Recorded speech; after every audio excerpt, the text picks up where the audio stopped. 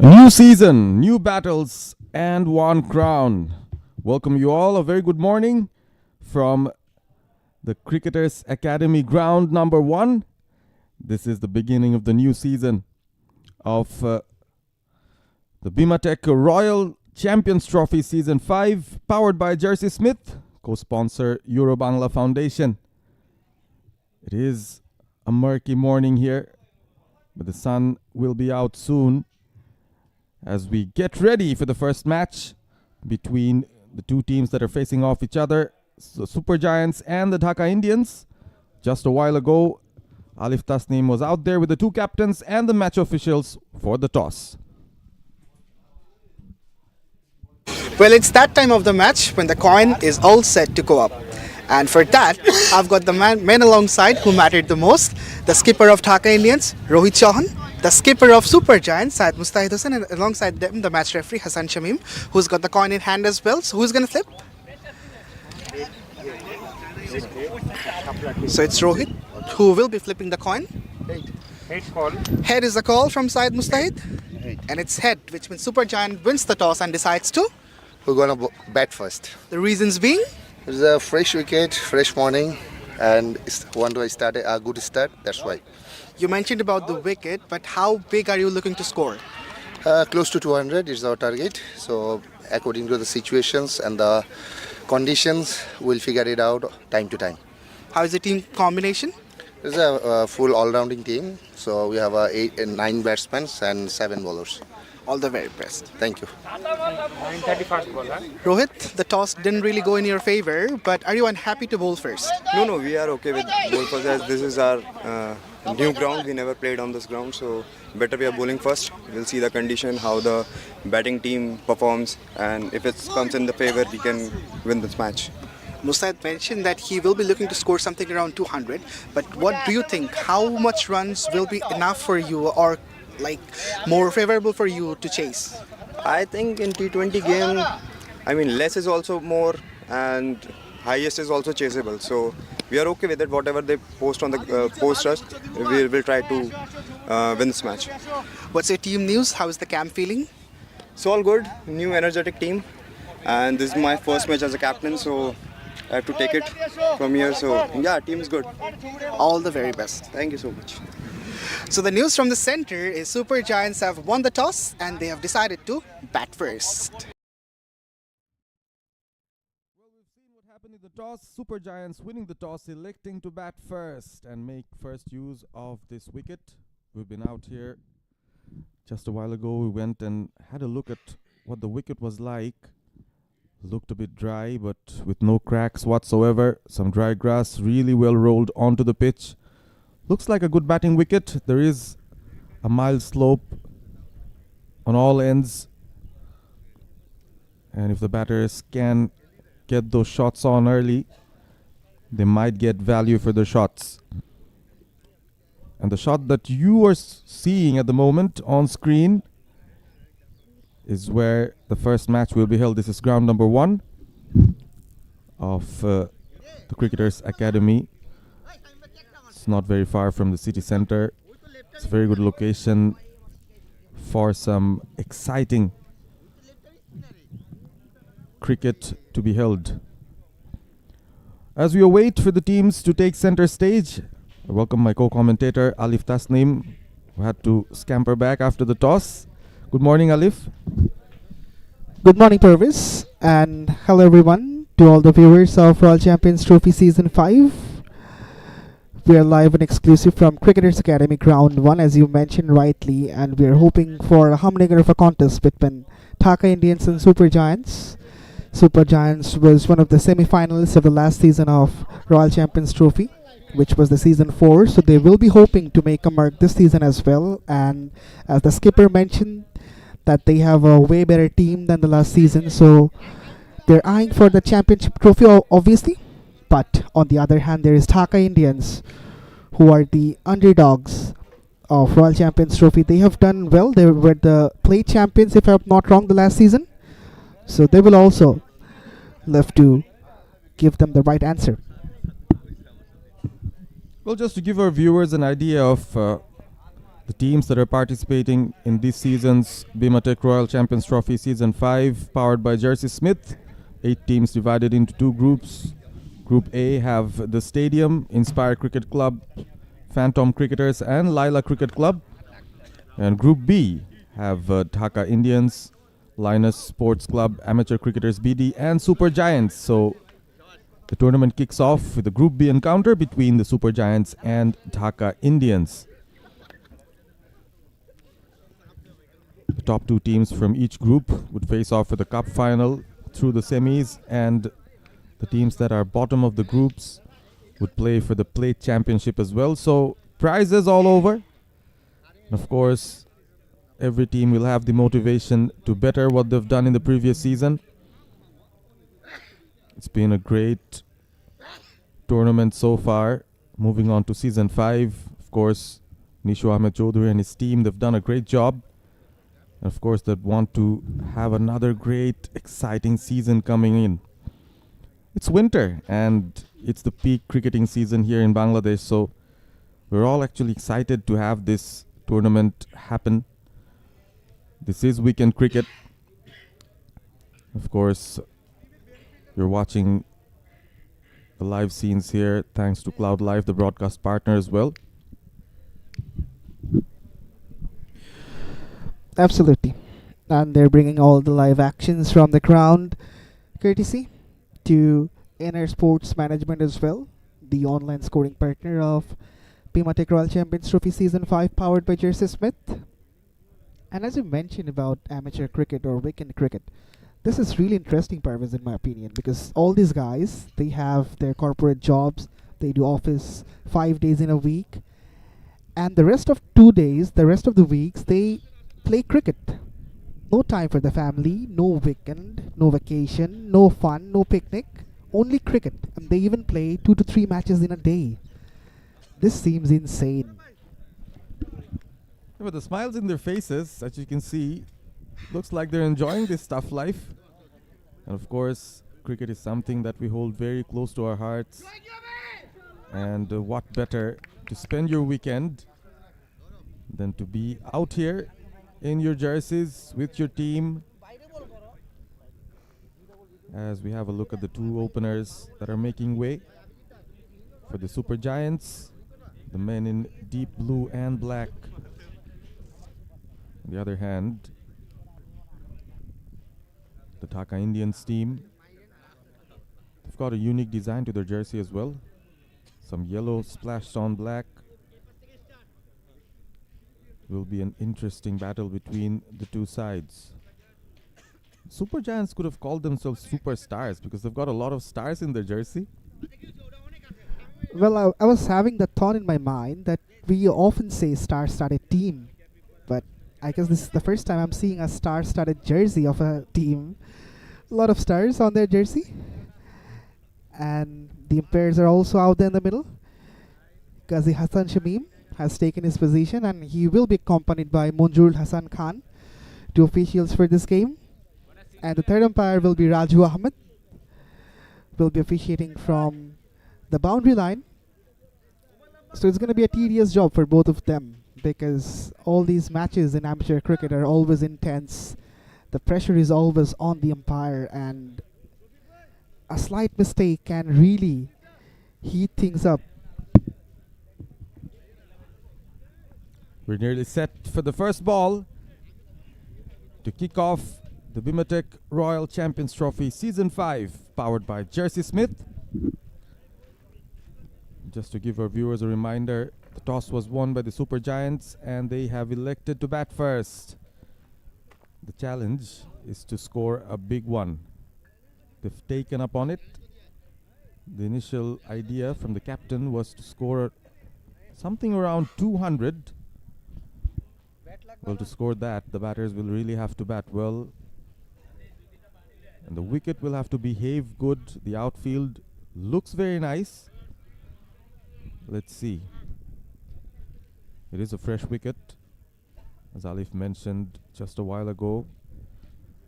Shohag with the new ball in.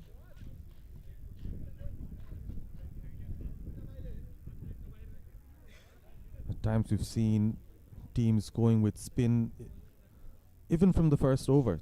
It's not just in amateur cricket, even in international cricket, in any level of professional cricket. We've seen this ploy being used initially, and a lot of spinners have also adapted to a style of bowling where they can make use of the new ball. But over here, looks like a right arm medium pacer would kick off proceedings for the Dhaka Indians.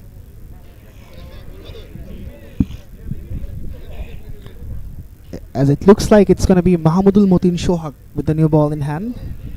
A vastly experienced campaigner, has been playing amateur cricket for a long time in Bangladesh.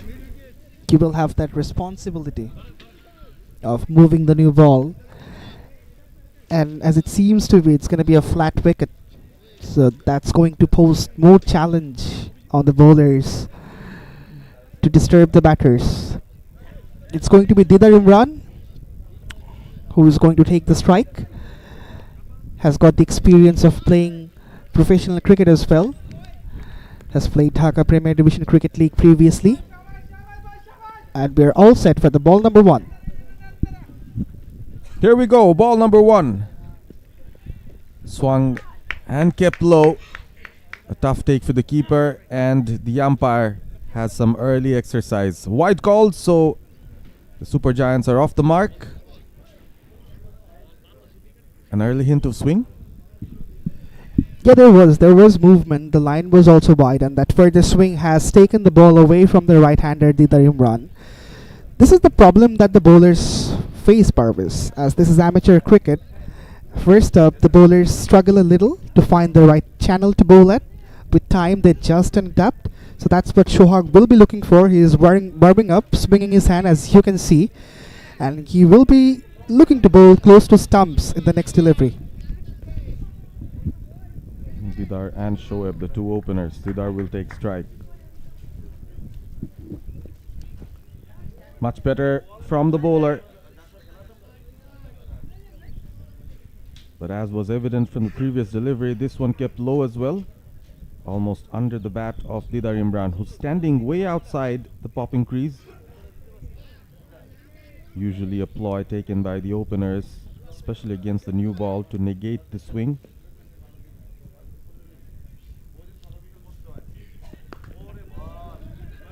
First time onto the bat. Acrobatic fielding at point. Brings out a smile from his teammates as well. Almost playing for the gallery there, the fielder. Very good to see. Early morning, losing the toss, having to bowl first, but they're enjoying themselves. They should be. And we would love to talk about the teams as well who are partaking in this tournament. Down the leg, not a lot of swing. Keeper takes it safely, but yet another wide, so runs are coming.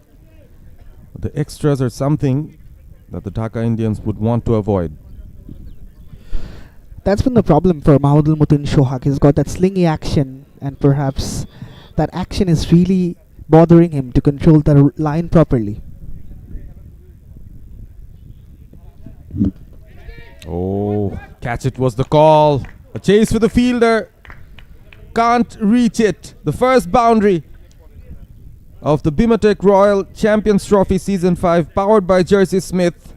And that was powered through the mid-wicket by Didar, who gets his first runs on the board as well. Slightly edgy. Absolutely not where he was looking to play, but he somehow gets through the gap, and the ball had enough legs as well to reach the boundary and beat the fielder. As we can see the replay, he was looking to play through the offside, but that inside part of the bat took the ball to the other side of the ground. So the opening boundary for Didar Imran, and that will remove a lot of jitters for him as well.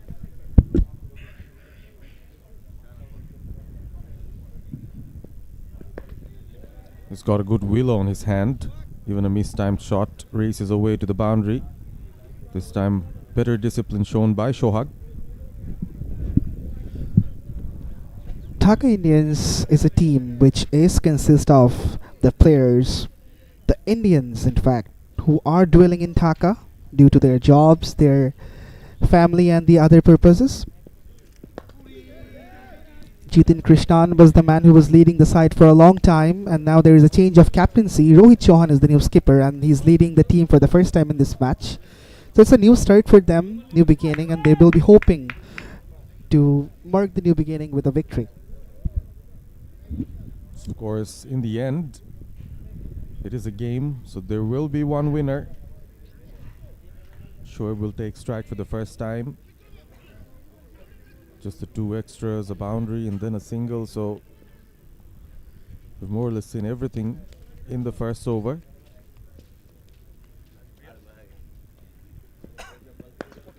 Within the stumps, full, straight, driven nicely, but straight to the fielder. End of over number 1. Super Giants, 7 for no loss.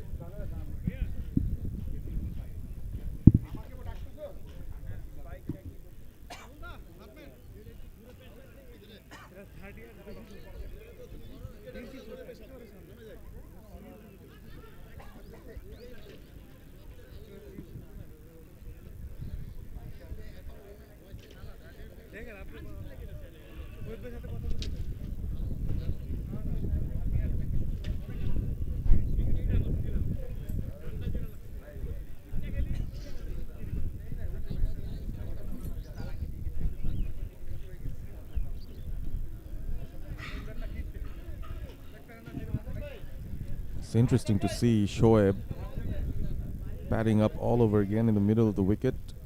Probably was in a hurry when he came on to bat. And he misplaced the pads. So he's got things sorted at the moment. Man with the specs and a lot of respect from his teammates as well. He's out there in the middle to open the innings. Of course, Super Giants would want to make a good start, especially within the power plays, as Didar again takes his stance way outside the popping crease. The idea is to negate the swing. And Rahul comes in. Oh, the keeper fumbles. Fielder at short fine as well, but the batters would scamper for a single. A few more extras to be added. A wide, followed by a single as well, so 2 extras. Current run rate fast approaching 10.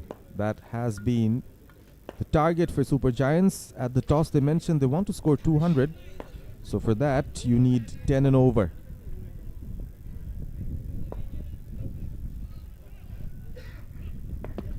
Well bowled.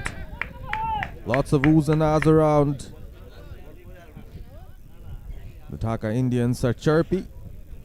They've got 2 bowlers, Alif, with 2 different kind of attacking options. Rahul here more prominently swinging the ball in, whereas Shohag was the one who had that slinging action, wants to take the ball outward. There's some air swing there, but nicely driven. Beautiful shot. First runs for Shoaib. More runs for the Super Giants. Well, he was being too predictable. It was in the slot, and thank you very much, says Shoaib. He middled the ball perfectly, and the cap was also properly pierced.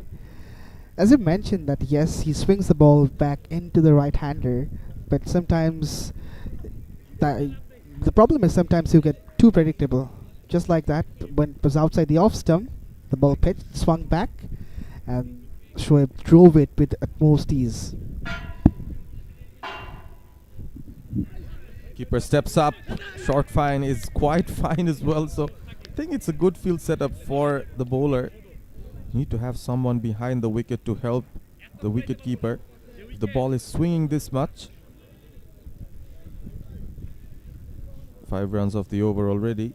A boundary for Shoaib, who'll feel very good about himself. Struck nicely, sounded great off the bat, and the result is great as well. The first 6 of the match from the bat of Shoaib. Wow, what a strike. The first 6 of this edition of Royal Champions Trophy as well. It was connected so sweetly, almost as sweet as honey. The sound was so good, and the result was even better.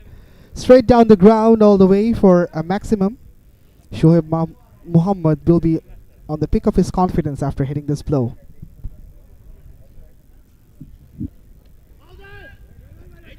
Slight appeal, an inquiry by the wicketkeeper. Rahul trying to tighten his line up a bit. And as a bowler, you need to think about both your lines and lengths here, Shoaib. Whenever he's pitched it up, the batter capitalized, so need to drag his length a bit shorter. But also, the pitching area has to be outside off if he wants to swing the ball in. Flicked away, catch it is the call. The ball is high and handsome as well. Hits the wall. 6 to end the over. An expensive one. Or there's one more ball left. Well, there were 2 wides. Still one more ball to go. 26 for no loss. Super Giants. We've got a super start here. The current run rate over 14 already. A couple of sixes struck by Shoaib. He's timing it well through the offside, through the leg side.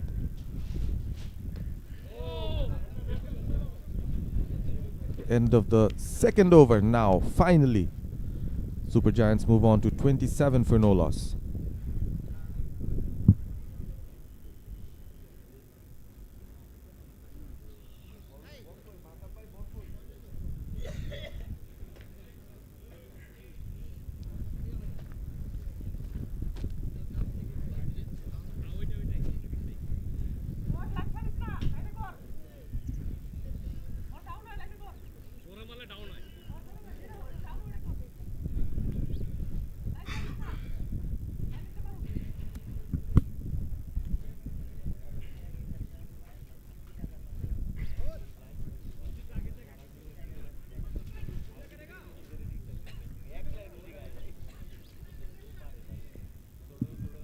Looks in very good touch here, Shoaib.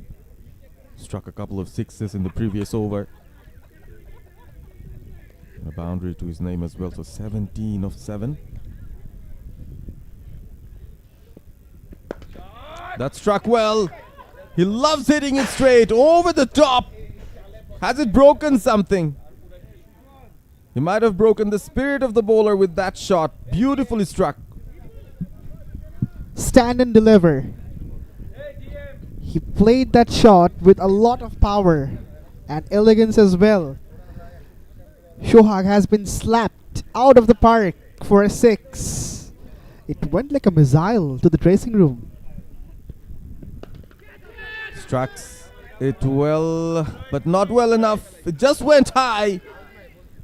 The fielder failed to get underneath that. It wasn't the easiest of chances.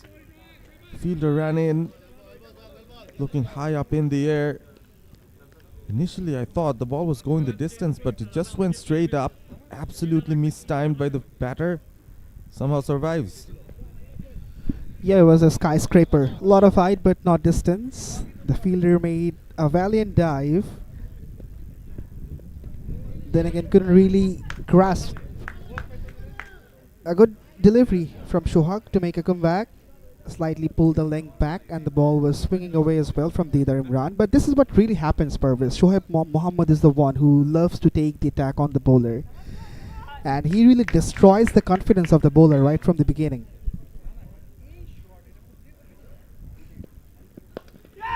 Oh, that's an easy catch for the bowler. The first wicket down. Shohag gets the breakthrough and absolutely bamboozled the batter there. It was slightly slower, stopped on the batter, and the shot was not on for Deidar. The first blood drawn, Deidar Imran on his way back, and this is what Shohag is capable of doing. His slower deliveries are always lethal, and this is the reason why he dragged the length back in the last delivery. Once again, on the length, Deidar Imran couldn't really pick the slower. It went straight up and straight back to the bowlers. A cotton bowl, Deidar has to go back for 5. Super Giant lose their first. It's 34 for 1.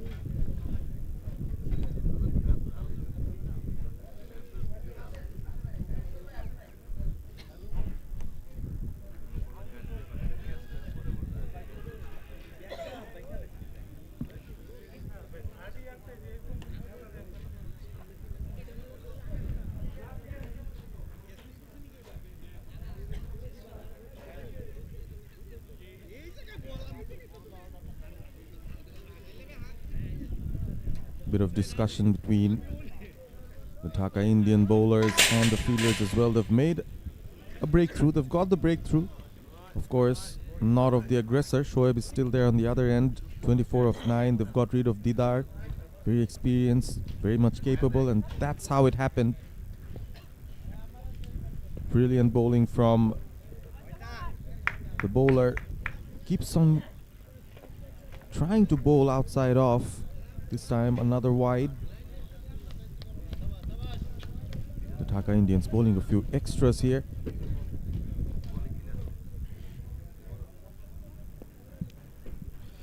The fall of the first wicket brings Rifat in the middle. He will be looking to reconstruct this innings as he defends the first delivery. Bit of yes and no between Shoaib and Rifat. They have to be careful about these communications because they can't really afford losing another wicket right after the first one due to a silly miscommunication. The last thing you'd want is a run out. And that's exactly the message that comes out from the Super Giants dugout. No need to panic. There is a fielder at short third and short fine for Shohag. Slightly shorter, pulled away, just out of reach of the fielder in the circle, and it races away for another boundary. So Rifat is off the mark as well. Well, it was a hit me ball on the shorter side, not enough pace behind it to intimidate the batter. So Shoaib Mohammad just took the full toll of it. He rocked back and pulled it away through the caps. The third over is done and dusted with this boundary after 3. Super Giants at 39 for 1.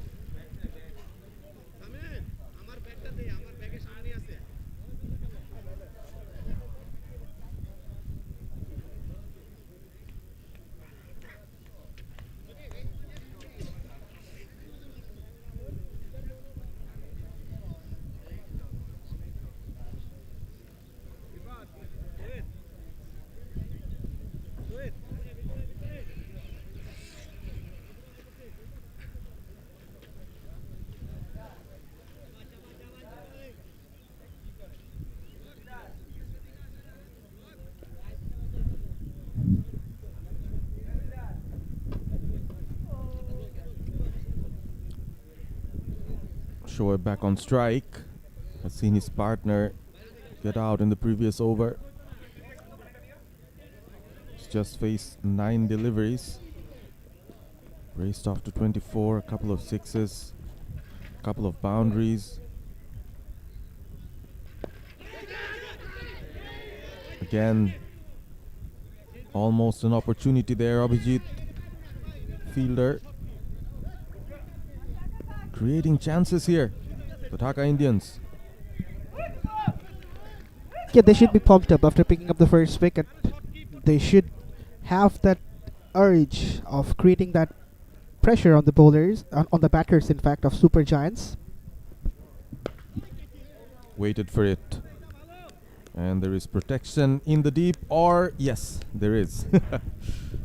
Was almost getting caught off guard there. Having a look at the dimensions of the ground, there's not a lot of space beyond the boundary ropes, so sometimes it gives you a misleading feeling that the ground dimensions are smaller, but they don't look as small as it actually looks on screen. 55 to 60. That's what the dimensions are of this ground, which is conducive for the batters to bat on if they go for those aerial shots. Once again, Rahul swings the ball back in. He just has to control the line and the length properly. He's someone who's got that swing, that early movement when the ball is shining. So if he can pitch it in the right zones, that can be troublesome for the batters. Spot on.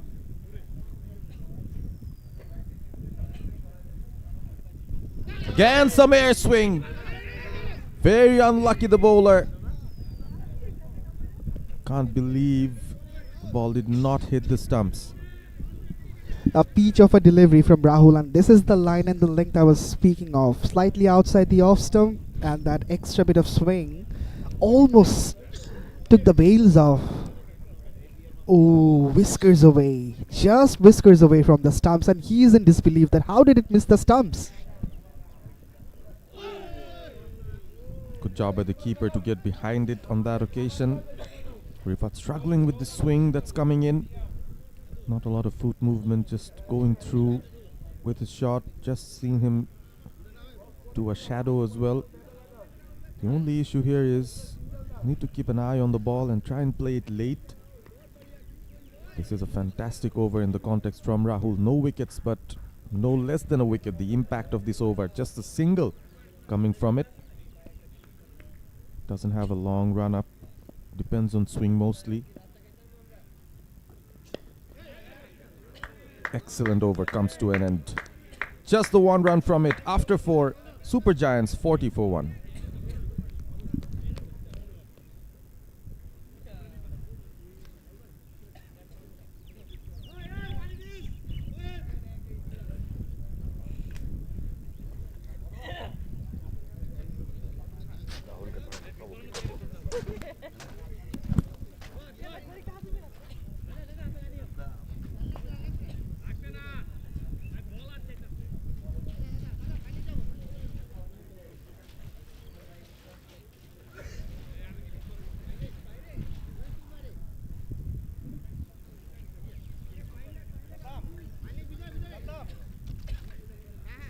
.25 of 11. We can see something that you guys can't on the visuals. We have the first glance of the trophy that the teams will be playing for. This is not something that Sadman would want. The new bowler comes in, straight away bowls a wide. So another extra, another run for the Super Giants. 3 bowlers used this far from Dhaka Indians, and 3 of them kicked off with a wide delivery. And 3 of those wides were outside the off stump, so the struggle is very much evident from the bowler to find the right line. That's a lovely shot through the gap, and he's threaded a needle through the offside field, the Shoaib Mohammad. Great shot. Very good shot. We've seen him time the ball, especially off the front foot. Particularly severe. Straight down the ground. But this time, just look at that balance. Off the back foot. Pierces the gap through the covers. He's finding it easy here. 29 of 12 already, Shoaib. Good foot movement. Finds the gap once again. Another boundary. Raining boundaries here for the Super Giants.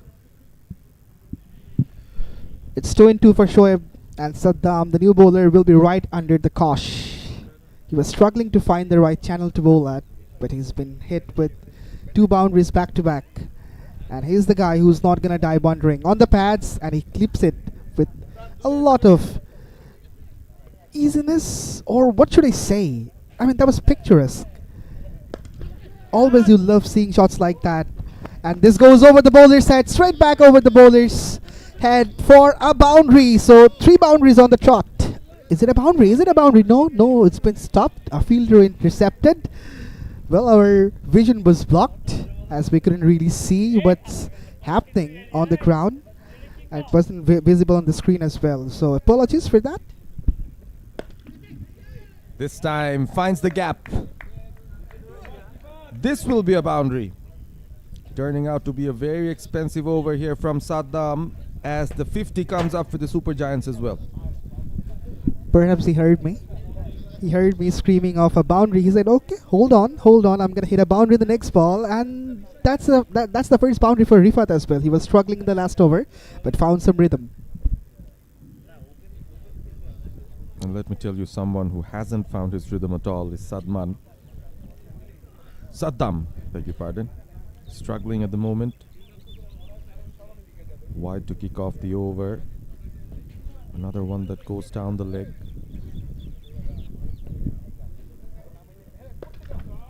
Struck it nicely. 1 bounce off to the fence. This is the 4th boundary of the over. The end of the over. I think the bowler will be relieved that it was finished. But he's conceded 18 runs here. 58 for 1, the Super Giants.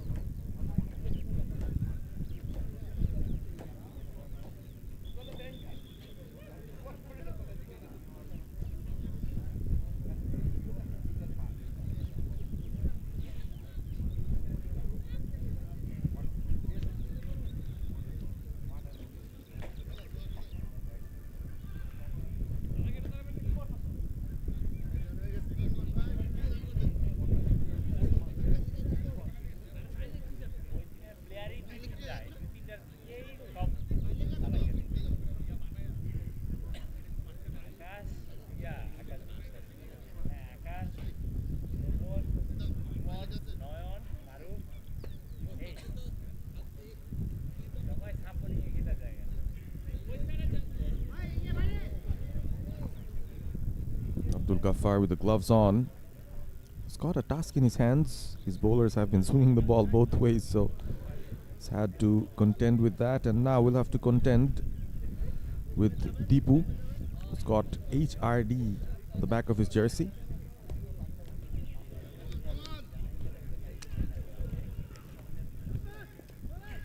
This is the final over of the power plays. Super Giants losing the toss.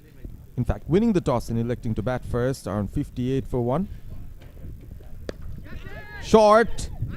Struck it straight to the fielder's hands, but he's dropped it as well. Immediately saying sorry to his teammates. Raji was there at the point region. The timing wasn't there at all.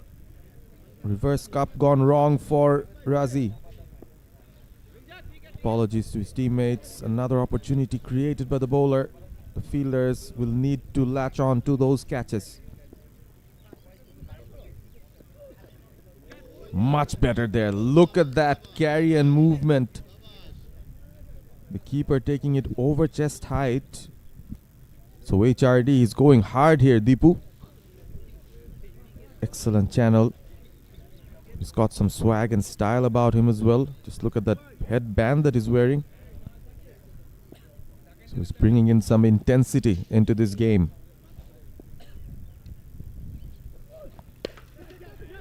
Off the toe part of the bat. Just over the fielder's head there. Rohit had to make a chase, running beyond the 30-yard circle, but the batters will safely take a single.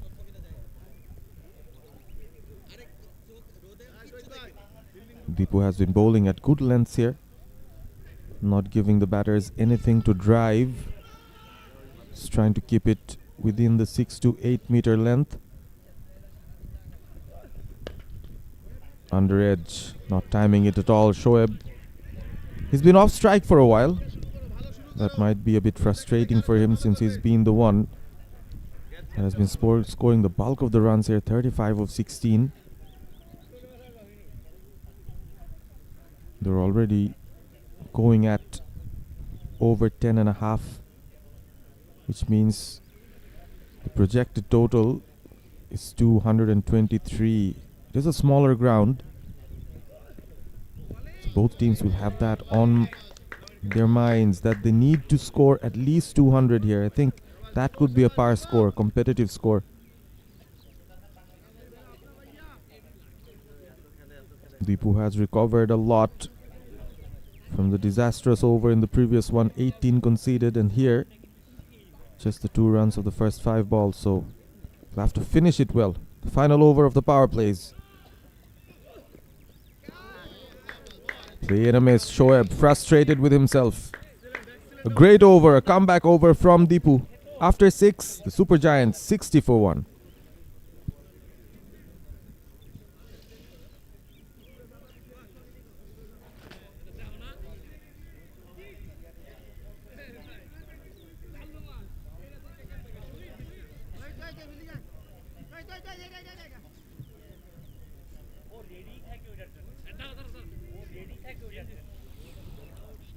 You're watching us live from the Cricketers Academy ground number 1. The BIMATECH Royal Champions Trophy Season 5, powered by JERSEYSMITH, co-sponsor Euro Bangla Foundation. Broadcast partner Cloud Life BD.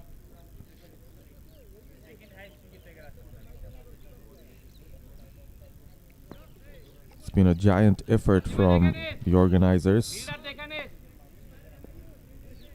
to kickstart the 5th season of the Royal Champions Trophy, which is a prestigious trophy in the amateur cricket scene here in Bangladesh. Nishu Ahmed Chaudhary and his team doing a great job. Left arm spin right after the end of the power plays, and Raji, who was the one who missed the catch in the previous over, has the ball in his hand. An opportunity at redemption.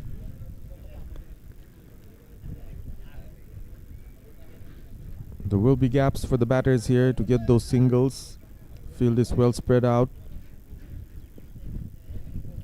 Let's since the boundary dimensions are not that big, they'll still want to go for those big shots as well. Very nicely bowled. Excellent bowling. Just outside off, keeps a tad bit low.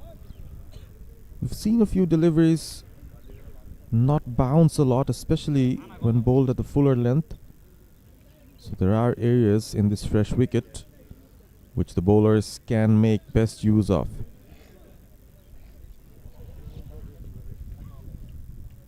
It's one of the experienced campaigners in the team, Raji. Kept it nice and tight outside off. This is where the stifling work begins. The middle overs. The overs where the batters will have to grind their way out, graft their way out. Nicely struck. Finds the gap. It's Shoaib once again. Another boundary to his name. Not an easy gap to find. There was long off. There was deep extra cover. Still finds the gap there. Shoaib 39 of 21. Played it through the line, trusting the bounce off the wicket, which is not an easy task here. We've seen a few balls stop after pitching. Didar Imran was the first casualty. Got startled by that slower delivery. Shoaib looks unflustered. Looks supremely confident in his approach.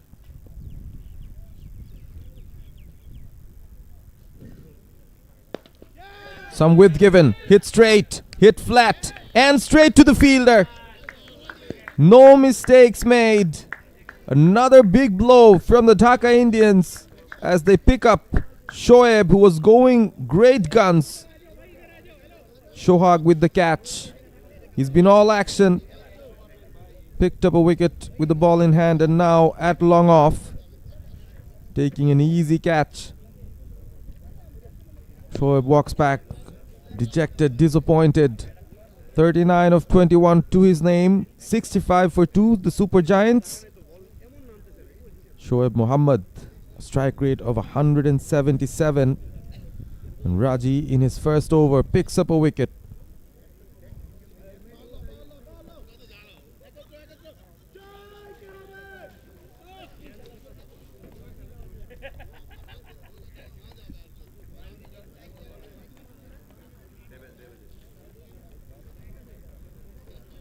The new batter walks in, Mustahid, having a chat with Rifat, probably asking him about the condition of the pitch, how it has been behaving so far.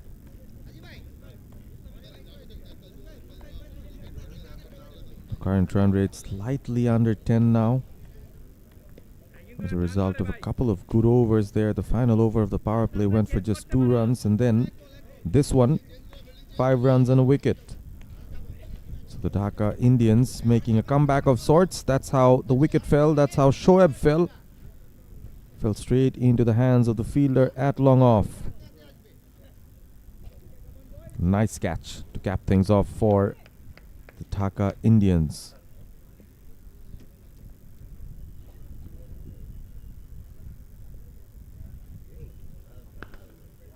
Well bowled, nicely struck, past the fielder at point, will race away to the boundary. So first runs for Mustahid. He kicks things off in style, and end of the over. Successful one for the Dhaka Indians. They've picked up a wicket, but 9 runs conceded from it as well. After 7, it's 69 for 2.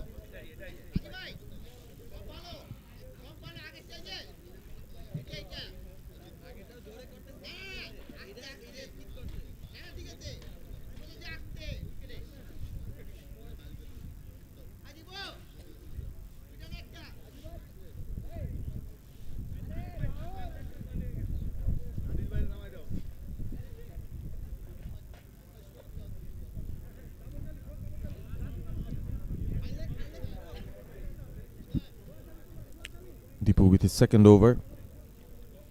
It's been the peak of the bowlers, if you ask me. for the Dhaka Indians. Bowling at consistent lines and lengths. Probably has much more pace than his other teammates here who've been on show in this game so far. That's pulled away. Oh, almost. A story of almost.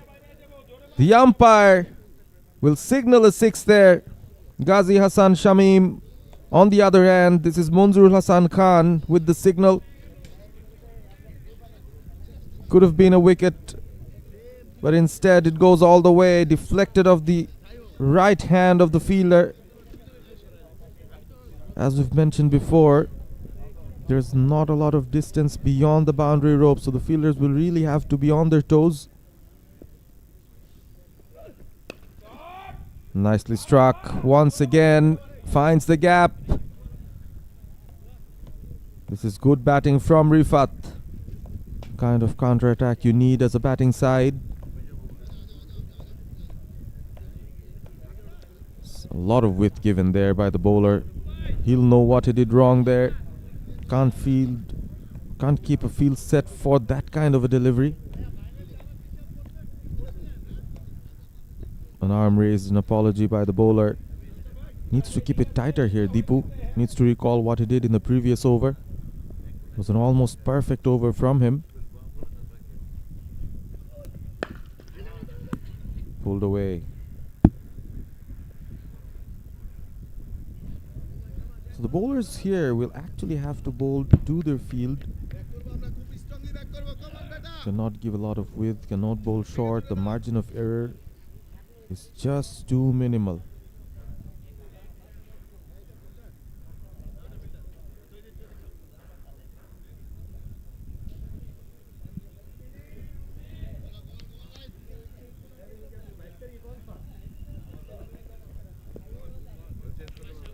That's nicely bowled.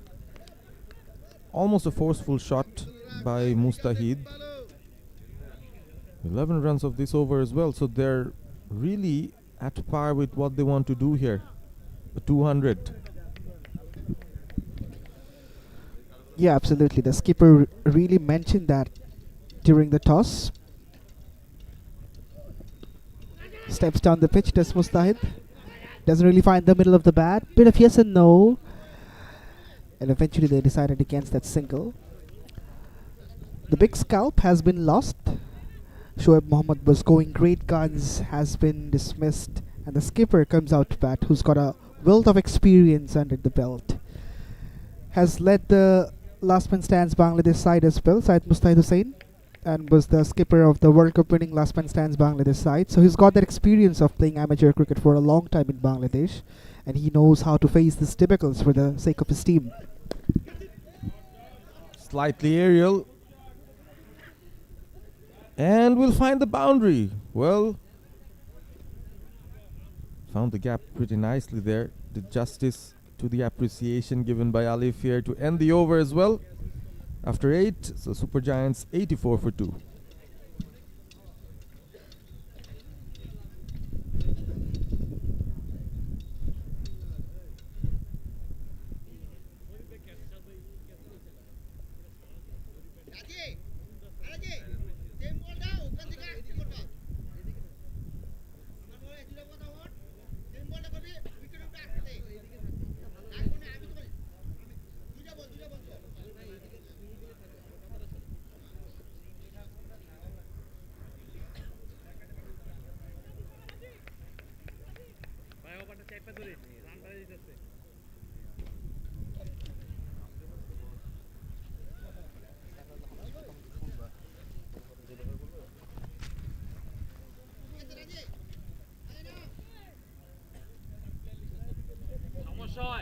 So 8 overs done, 84 for 2. Raji is back. Picked up the wicket off Shoaib Mohammad.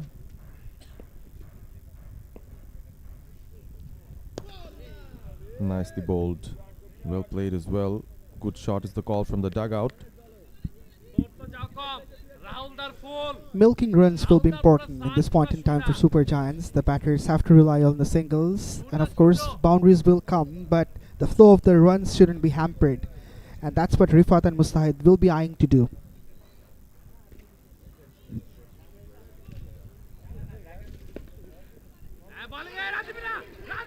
Captain takes a soft touch, goes for the quick single, or has he?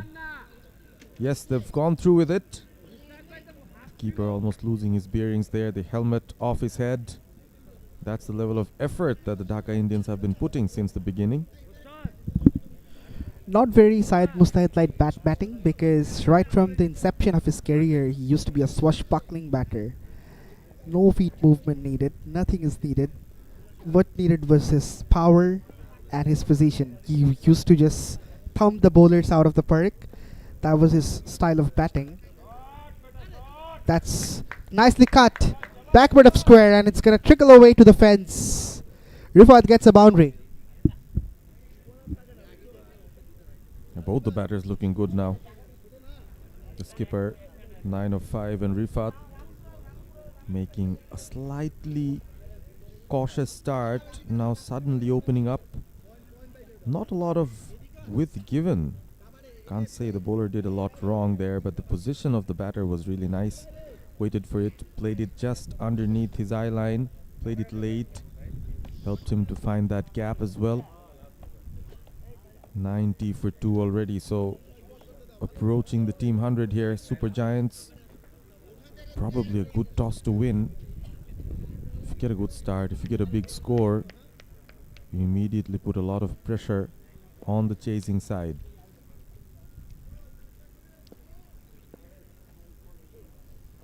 Swept away powerfully, but there was a fielder.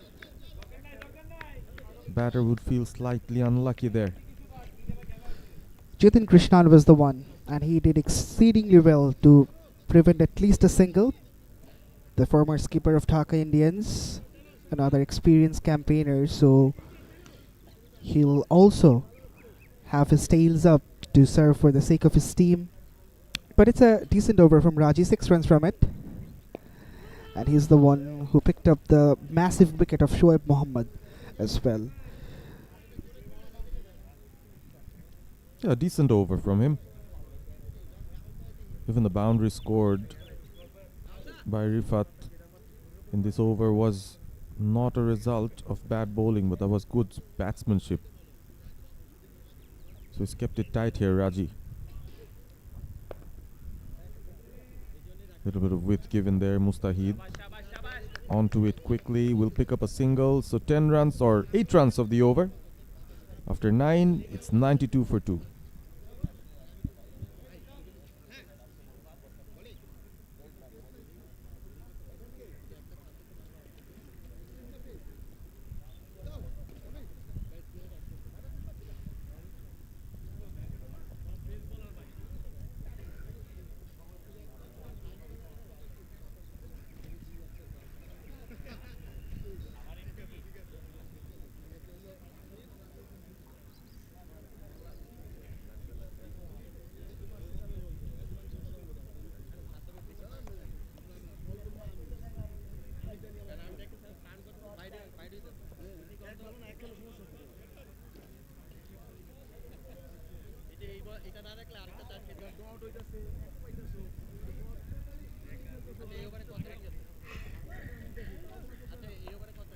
Still going at over 10 and over here. The Super Giants, they will be happy with what they've compiled so far.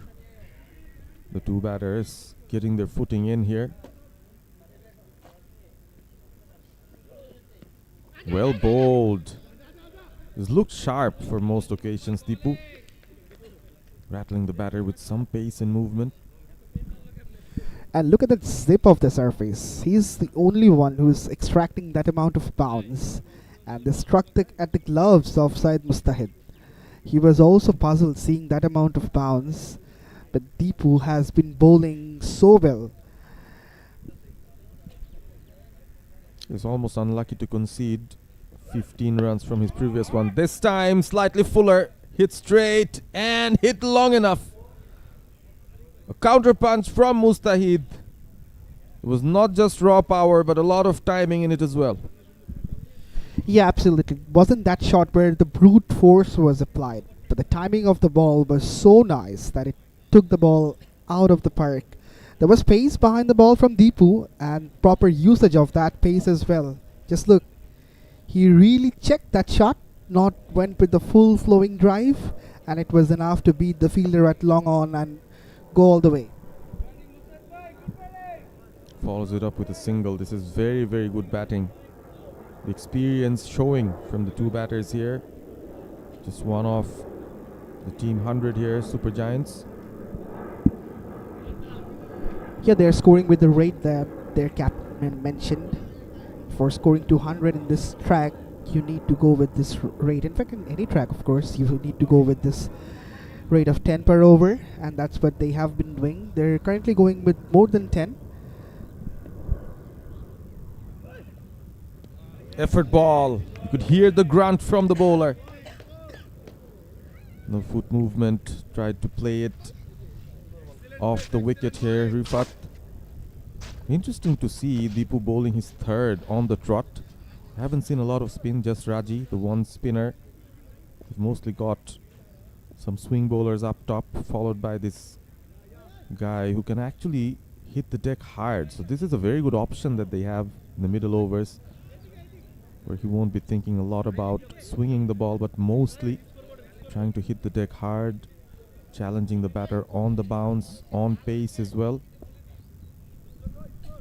Perhaps the flatness of the wicket has really forced the skipper to take this ploy. Miscued one, shouts of catch it, but doesn't really reach the fielder at long on.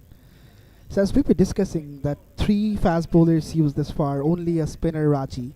Perhaps due to that conditions, as the sun is baking down and the pitch is really flat, so perhaps the skipper is not really keen to take that risk using another spinner.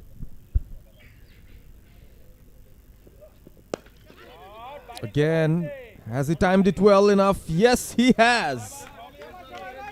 And the team 100 comes up with that glorious 6 from the captain. End of another over. 106 for 2, the Super Giants after 10.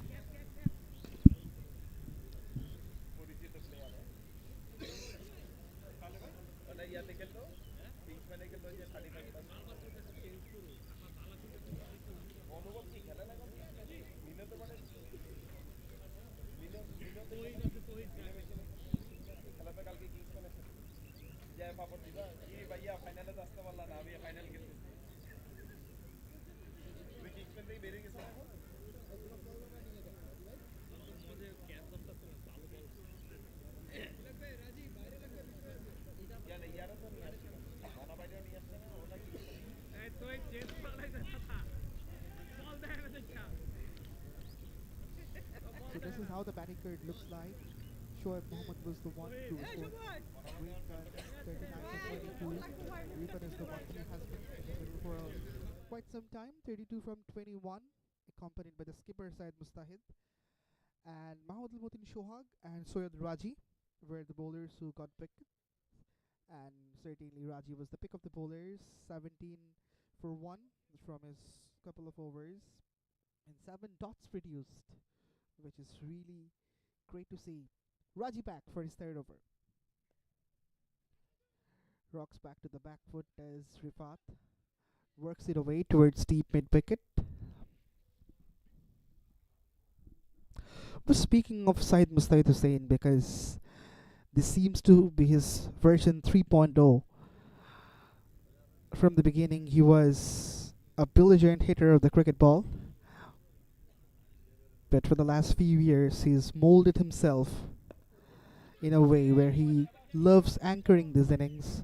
Of course, that urge for the big shots are there, but then again, he's become a batter who's calm, steady, and goes with the flow. But just before the Last Man Stands World Cup, he went on a mission. There was 3 months on the trot. He lost 15 kgs, was in a process, did nets, persistent practice at Dhanmondi Cricket Club, That's pulled. Oh yes, it's got the wings on it to fly all the way for 6. Soed Raji has been greeted with a 6 in the third delivery of his third over. Yeah, on the shorter side. On the shorter side, that really allowed the batter to rock back and bludgeon the ball all the way. The fielder had to become a viewer as the ball sailed all the way for a 6. So it's Rifat who is cutting loose and getting the quick runs for his side. The score has moved up to 114 after this 6. The skipper will be watching it, will be enjoying it from the other end. Well, a 6 followed by a 4. Seems like Raji hasn't really learned from his mistake. Yet again a delivery which was on the shorter side. And Rifat has taken the full advantage of that short delivery. Well, it was a hit me ball. Absolutely a freebie for Rifat. A gift ball, and that gift has been accepted gleefully. Some moves from the umpire. Ghazi Hassan Shamim signaling this a boundary. So already 12 runs from the first 4. Razi is really feeling the heat. The sweep comes again, and this one bisects both the fielders at onside. Another boundary. 6-4-4. Soed Raji is under the pump. The skipper has got a big smile on his face, Soed Mustahid Hussain. He should be loving the way his batter is batting. A floaty delivery, lot of airtime given. Rifat was down on his knees and has really penetrated the offside field with a lot of easiness. Defense, but an expensive over comes to an end. 16 runs from this Raji over. After 11, Super Giants are 122 for 2.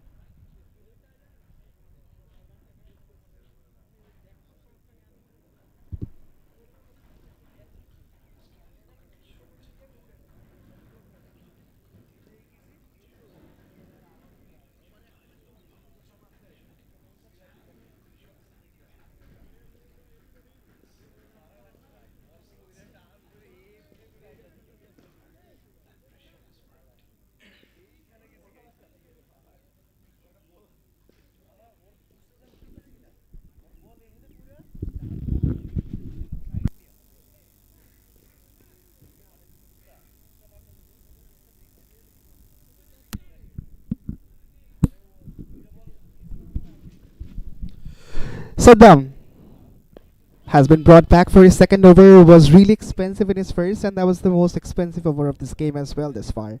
18 runs from the first one. So he's been brought back in his second spell on the 12th over. So perhaps he will be signed to bowl the death overs also against Mustahid and Rifat. Shouts of catch it. And it's been taken. The skipper pouches an easy catch, and that's the end of another skipper from the other end side, Mustahid Hussain, who succumbs. And he has to take that long walk back to the pavilion. It was a nonchalant looking stroke. Played away from his body, not much power behind the shot as well. He just swung the bat. Didn't really have the idea where the ball was going. And Mustahid departs scoring 24. And Super Giants are 122 for 3.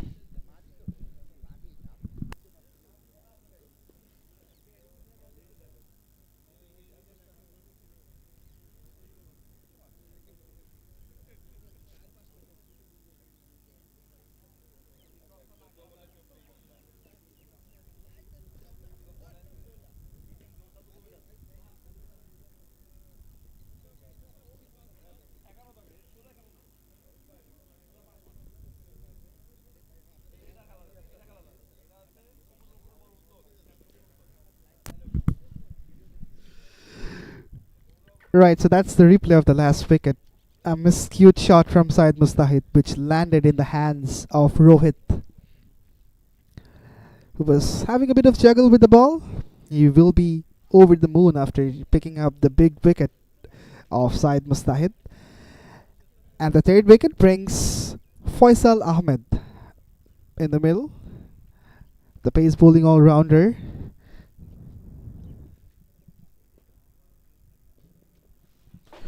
Short, but not much of a carry. Faisal was looking to throw the kitchen sink at that one, but hasn't really found the bat behind the ball.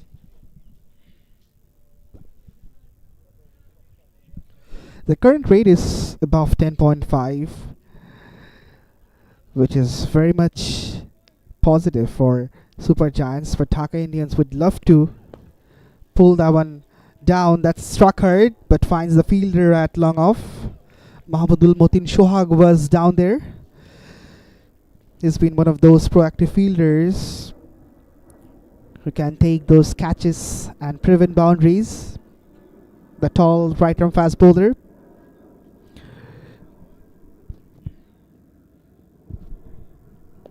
Short, pulled, shouts of catch it.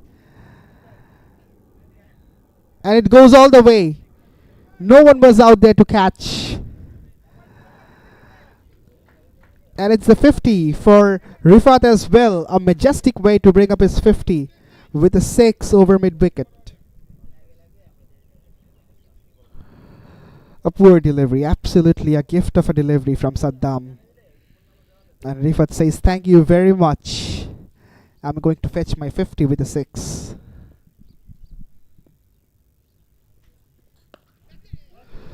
That struck hard, but straight to the fielder.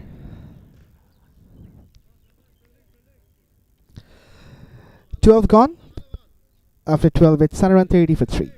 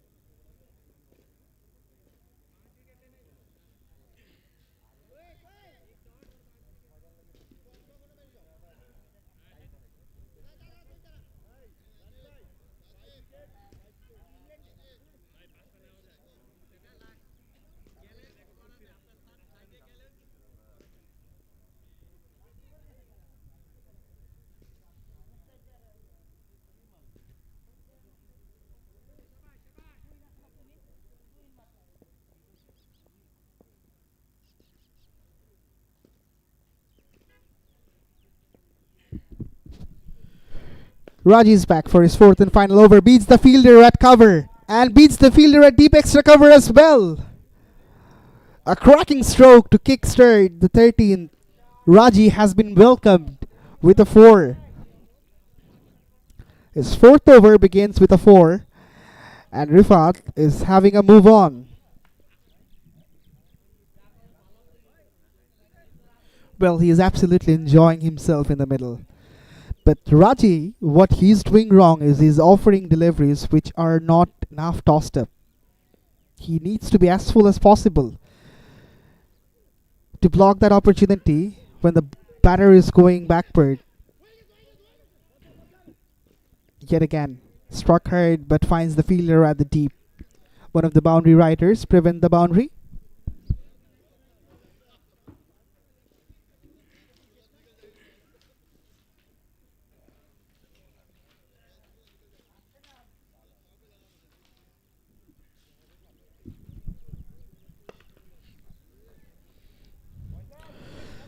It's BIMATECH Royal Champions Trophy Season 5, powered by JERSEYSMITH. We are really thankful to BIMATECH for being the title sponsor of this tournament. Also, JERSEYSMITH were the powered by sponsors. The co-sponsor is Eurobangla Foundation. We express our heartfelt thanks and gratitude to all of the sponsors for being with us and supporting A quick run taken in the meantime. Both of these batters have quick legs.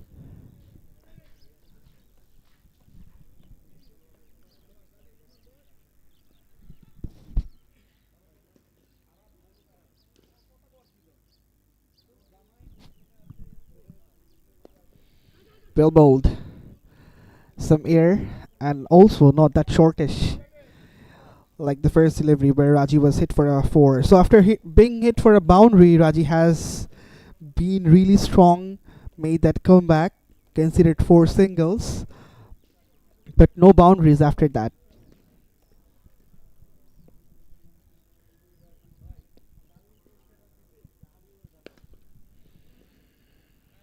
Oops, bit of fumble, misfield. A single to end the 13th. Super Giants 139 for 3.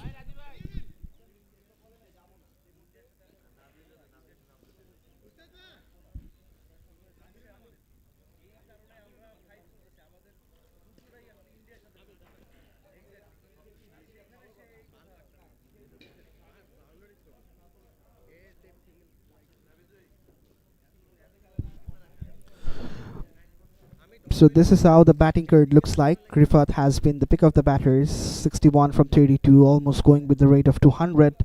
Faisal is accompanying Rifat now, 3 from 4 to be precise.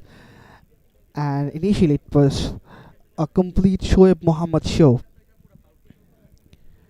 who's run a riot on the bowlers initially, got that start, gave that foundation to the Super Giant side. He departed playing a loose shot, but he's provided that start that the team needed.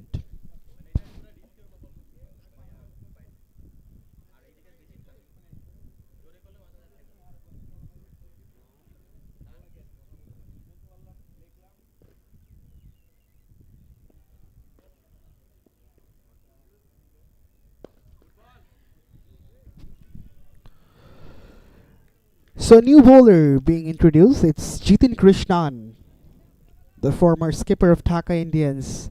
He's led the Dhaka Indian side the last season as well in this very tournament. Oh, it's a swashbuckling strike. Straight down the ground. Over everyone's head. It's flew all the way for a maximum. It was a pacey delivery from Jitin, and Faisal through the kitchen sink at that one. Oops, something wrong. Faisal wasn't really ready, although Jitin delivered the ball. But the umpire said, hold on, it's a dead ball. Jitin has to reload and has to re-bowl that ball again. Swings it, does Faisal. Doesn't really find the gap.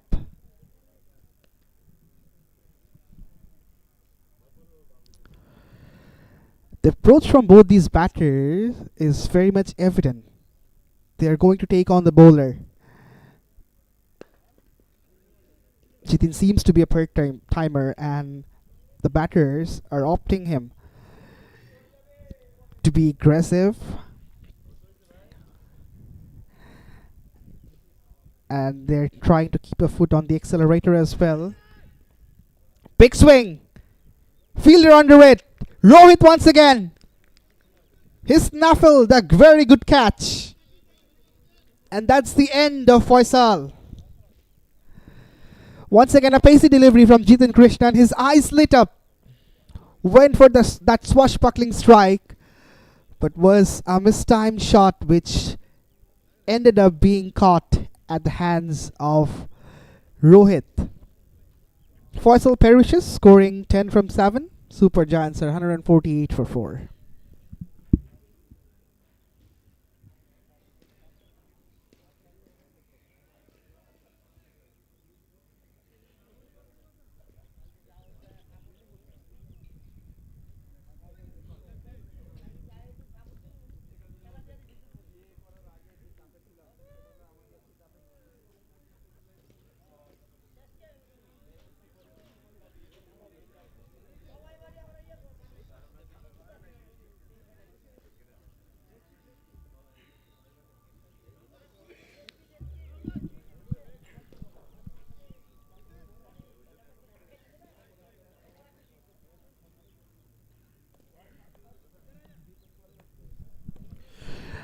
So it's Simon, the new man, in. After the fall of Faisal, he will have that responsibility on his shoulder to accompany Rifat as long as possible. And as we are heading towards the business end of this innings, he will have that responsibility of batting sensibly. He swings straight away. Shouts of catch it once again. Doesn't really reach the fielder. Mahmudul Motin Shohag once again in action.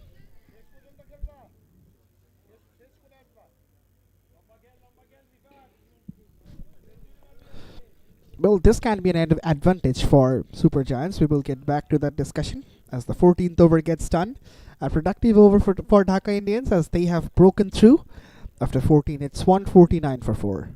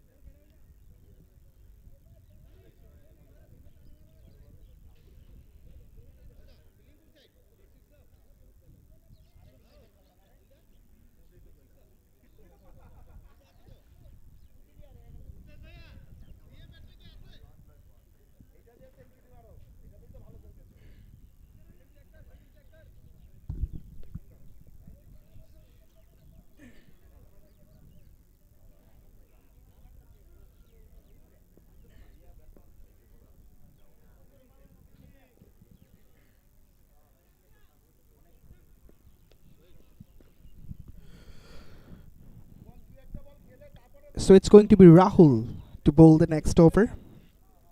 Was a tad bit expensive, 21 runs from his first couple, but if you consider the situation of the game, it's not that expensive because all the bowlers have given runs.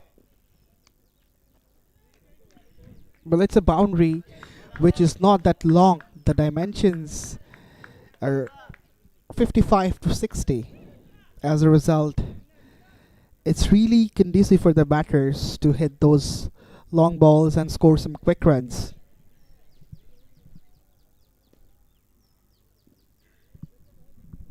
Rahul just getting his field right. Was getting some early movement.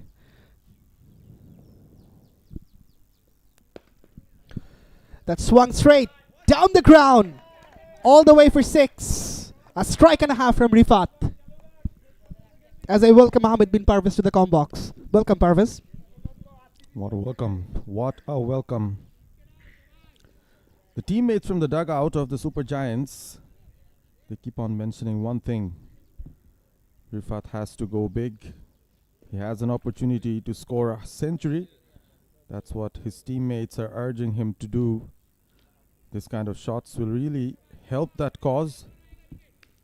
It's really been brutal to anything that has been full. Rahul in his third over.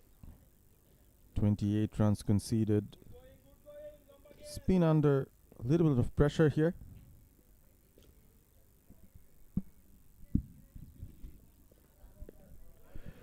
Goes wide does Rahul, but it's out of the line. Does the umpire Ghazi Hassan Shamim has to extend his arms, but this is what pressure does. As he was hit for a 6, he was feeling that heat and pushed that ball wide outside the off stump.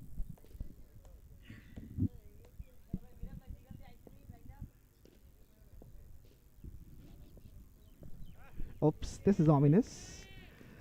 It was so short and the keeper had to really make that dive for grabbing it. Needs some expertise to get hold of those balls. It's not easy standing up to a quicker bowler. The keeper did well on that occasion. Some extras being conceded here by the Dhaka Indians.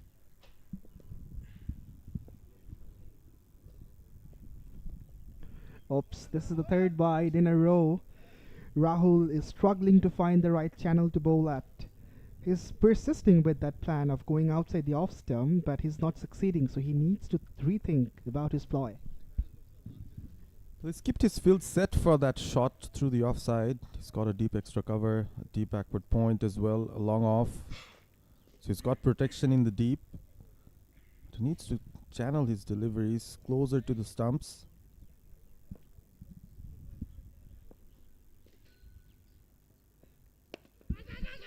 Eventually found the right line. Oh, quick single, a throw in. Fortunately, the batter was safely home. Initially, Rahul was swinging the ball back into the right-hander, but when he's bowling at the second spell, the shine of the ball has been removed, and he is not having that available swing that he was having initially.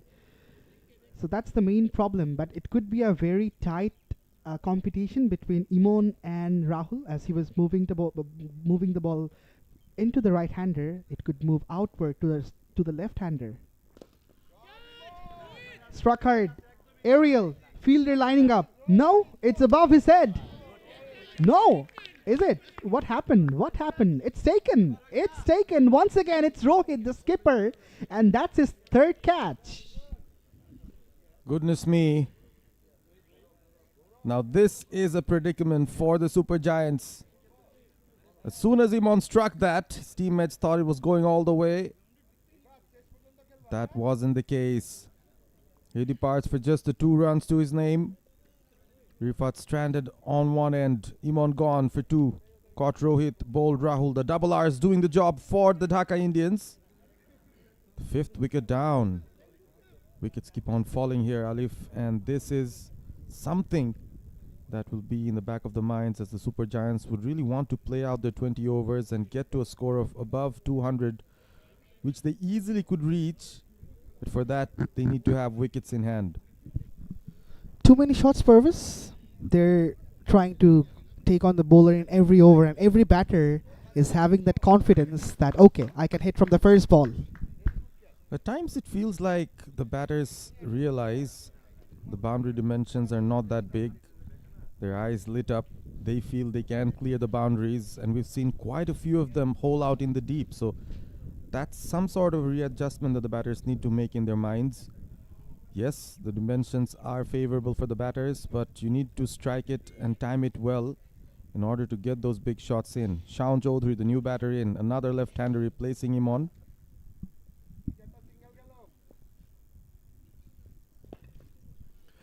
He gets off the mark. So this left and right hand combination might bother the bowlers, as this is amateur cricket. After every single, you need to adjust the line properly. A very good delivery for a right-hander becomes a wide for the lefty. As Rahul was struggling with this problem, not only Rahul, Mahmudul Mutin Shohag was also a victim of this. So this really can bother the bowlers in terms of maintaining the proper line. Wrapped on the pads. A huge shout goes up. Denied by the umpire. This could be the biggest scalp of the game. Rifat, the set batter. That's the end of the 15. We will have another look at it. Was an inside edge, clear inside edge. So good decision by the umpire. There was an appeal from the bowler. So after 15, it's 161 for 5. The Super Giants still going at above 10.5. This partnership needs to click here. Shaun Chaudhary and Rifat. It's mostly Rifat, I think, at the moment. He needs to understand. He needs to stay around till the end. That would be really useful for the batting side. 4 6s, 8 4s, a strike rate of almost 200 here for Rifat. He's been magnificent today. Yeah, he's shown a lot of class and temperament. Had a shaky start.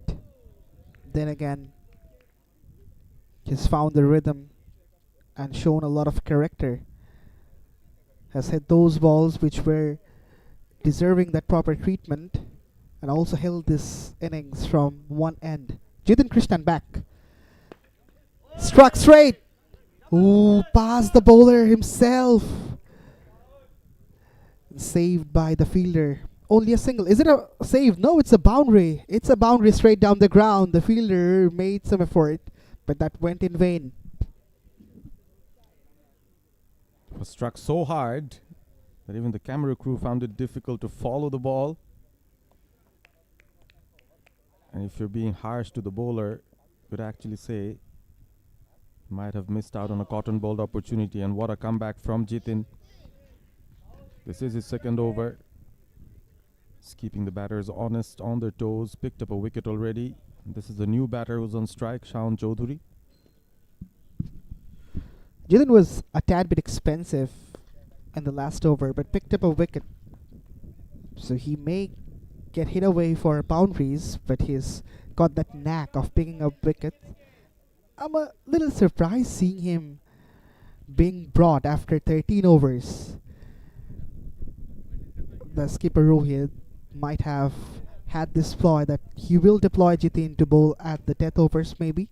That's why he's late to bowl. Aerial, lot of air time. How far is that traveling? Yes, far enough. Out of the park for a 6. Bounces off the wall into the fielder. That's a clean strike from Rifat once again. The only batter. The exception was Shoaib on the other end. Got a good start. Rifat keeps on going. Goes again. Cross batted. And it's even bigger. The ball has disappeared. And the organizers have to look for another ball perhaps. It's got the wings to fly all the way. What a strike. Brilliant strike from Rifat. Moves on to his 80s. Another over ends with the Super Giants flying high. After 16, it's 178 for 5.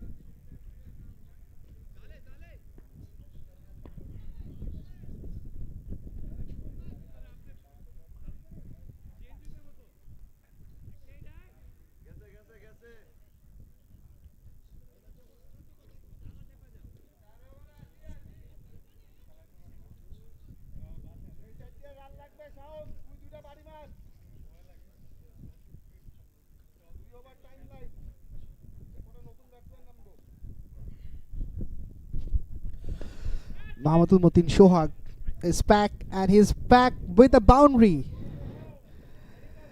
He was coming from round the wicket, and Shaun Chaudhary hits him for a 4. He's used the angle pretty well there, Shaun Chaudhary. The ball was coming in from wide of the crease, and there was a gap between mid-wicket and long on. Found that really nicely. Goes again. Edgy. Over in field. Has it gone all the way? No. One bounce over the ropes. Boundary. Once again. Back-to-back 4s for Shaun. Slightly unlucky there, the bowler. The batter wasn't in full control of the shot, but keeping a short third in the circle. He's given a lot of width there outside off. All Shaun had to do was slash at it hard enough. Finds the boundary. So the boundaries are flowing, irrespective of the wickets falling as well. So the Super Giants on track. Down the leg. That angle hasn't really worked in favor of Shohag now. And this is the problem I was speaking of, Parvis. That left and right hand combination in amateur cricket is really bothering for the fast bowlers, especially. Got to get his bearings right here, Shohag. Slower. Wrapped on the pads. Up goes the finger. Shohag perishes. And in fact, Shaun perishes. And Shohag gets his second wicket. That's a play and a miss, basically, from the batter. It was there to be hit. It was full. It was straight. Just could not follow the line of the ball there. Shaun Chaudhary, as it shadows what he was supposed to do, maybe. Missed the ball completely. And if you miss, I hit. That has been the ploy from Shohag. It was full. It was risky, but it paid off for the bowler. Another wicket gone. Shaun Chaudhary, 14 of 7. 187 for 6, and Imran walks in. Another big man, packs a punch.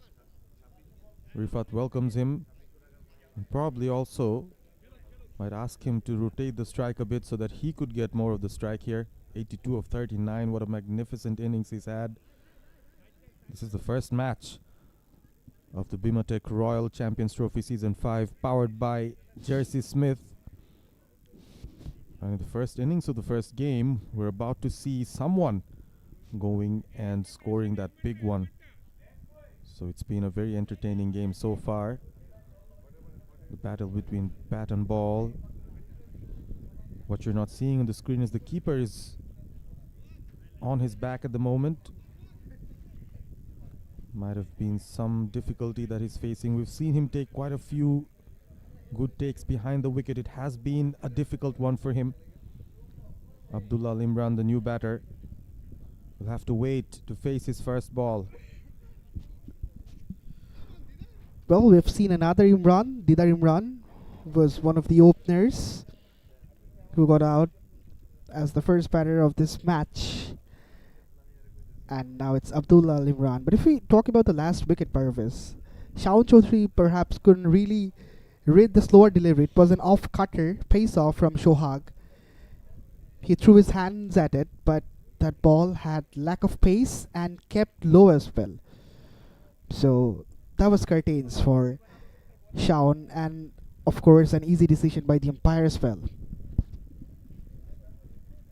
Well pointed out. I think the slowness of the ball also had the batter in all sorts of trouble. Might have played that earlier than expected. These are the kind of little things that the bowlers work on at the moment. T20 cricket, the shorter format, has always been a batter's game. The bowlers need to keep on evolving and having more variations and options in your armory certainly helps.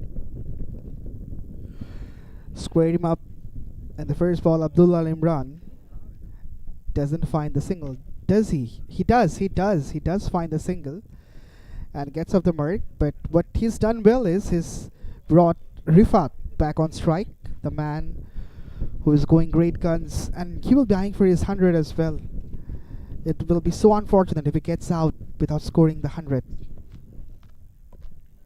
He comes down the pitch, straight up. Fortunately out of the reach of the fielders, and was trickling away. Oops! The fielder makes a hash of a thing, and it reaches the boundary for 4. Has it reached the boundary? Has it? The umpires are having a look. Perhaps no, it hasn't. Well, a couple of runs. And I was just about to say, I'm sure he would be the last man to be picked if it was a football game. Not the best of footworks from him in the boundary ropes.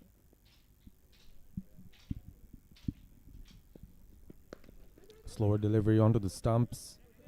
Imran again sensibly picks up the single. That ends the over as well. So an expensive over nonetheless.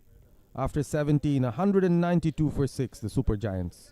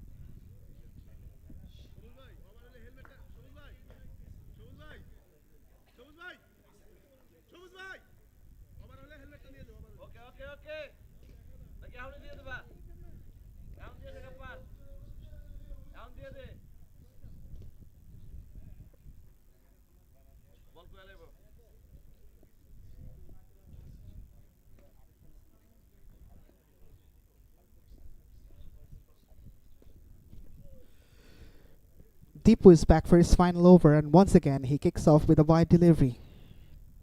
This problem is persisting with Deepu. Last over he bowled 3 wides. Once again he starts off with a wide. Not a good start to the over. A lot is expected of him. His bowling figures don't do justice to what he's done actually today. Short, cut, aerial, 1 bounce over the ropes. A boundary to Imran. Very well timed. And nicely placed as well from Imran. Was just about to praise the kind of bowling that Deepu had in this match, but this one was short. It was closer to the batter actually. It wasn't an easy shot to play, but Imran just made some room, slashed at it hard. He made it look easy, and that was too close to cut as well. Then again, he played that shot so nicely and got that gap as well to find a boundary. I think there's an interesting observation here. Deepu is coming in from the far end from where we're doing commentary. The pitch has behaved much better from that end. The ball is carrying towards the batter. It's extracting some bounce. The bounce undoes the batter. It falls into no man's land. So the wicket is behaving differently from both ends. That's something that the batters would also want to have a look at for the Dhaka Indians once they come out to chase this. It's almost 200 here, Alif. They've got to a very good total.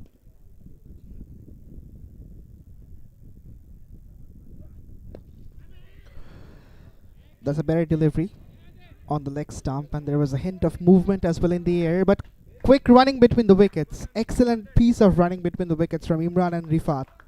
Quick legs, and they have completed a couple of runs. Speaking of the wicket, Parvez, the 200 has come up on the board in the meantime for Super Giants, so they have made what they were looking for. But of course, now their ploy will be to get something around 230 to 240 if possible. This time will just be a single.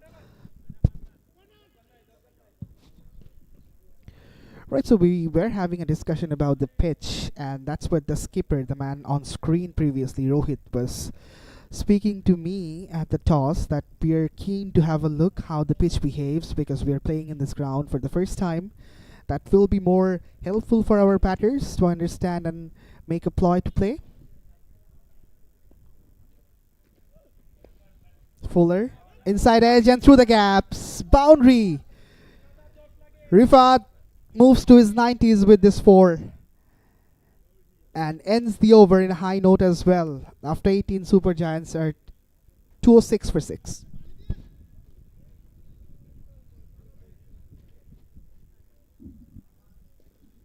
Possibly a slower delivery from Deepu, but that was full and onto the legs for a batter who's batting in his 80s.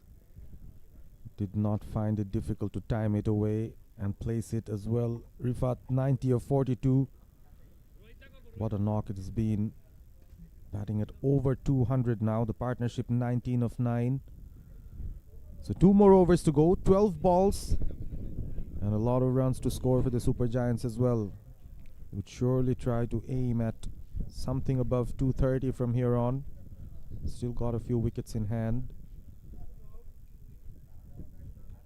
It's really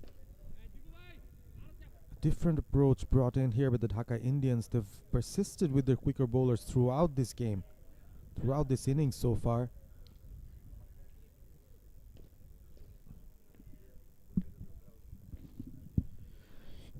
Shohak to bowl the penultimate over. Swung away leg side, but straight to the man. Will just be a single, and this will bring Rifat at the striking end. Now it will be interesting to see whether he winds up or takes single, because nervous 90s are on. I think if he's going to play for the team, he's going to go for those big shots. Just 11 deliveries to go. They'll try to maximize the number of runs that they can score. Slower. Drilled straight to the cover. Quick run taken. Could be curtains for Rifat. But due to an overthrow, they get an extra run. Well, they actually get just the one run here. Non-striker went out. Rifat refused the single, and then they could finally run that single from the overthrow. So he went for the big shot. Did not time it. He's stranded on 91 at the moment.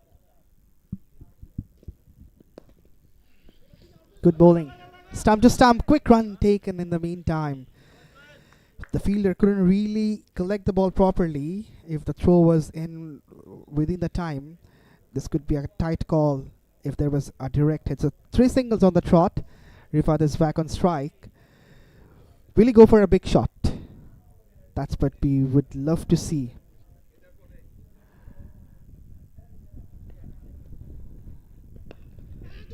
No. Takes a single only. This is very good persistent bowling here from Shohag. He's not trying to do a lot of different things here, just trying to bowl full and straight, asking the batters, challenging them to go for those big shots.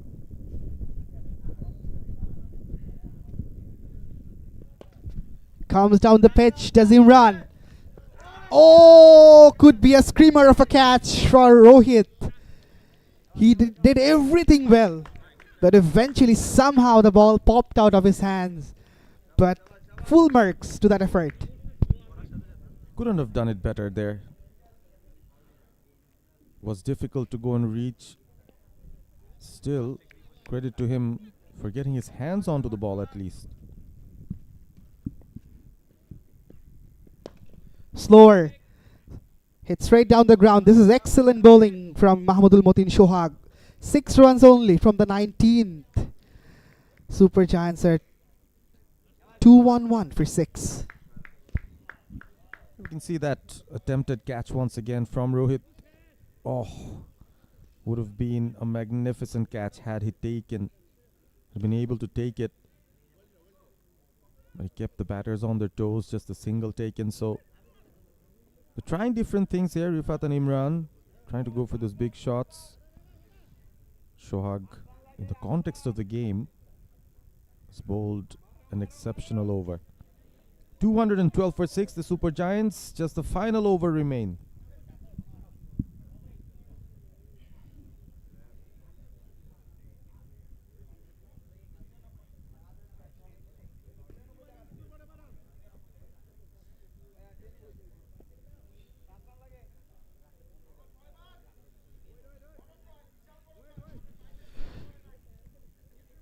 So the last over belongs to Saddam.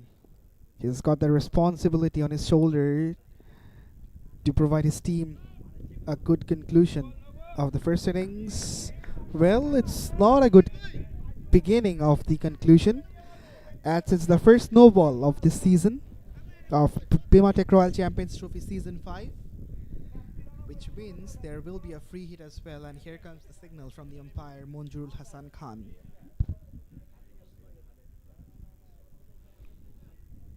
It's the first instance of a free hit in this innings. The first no ball bowled.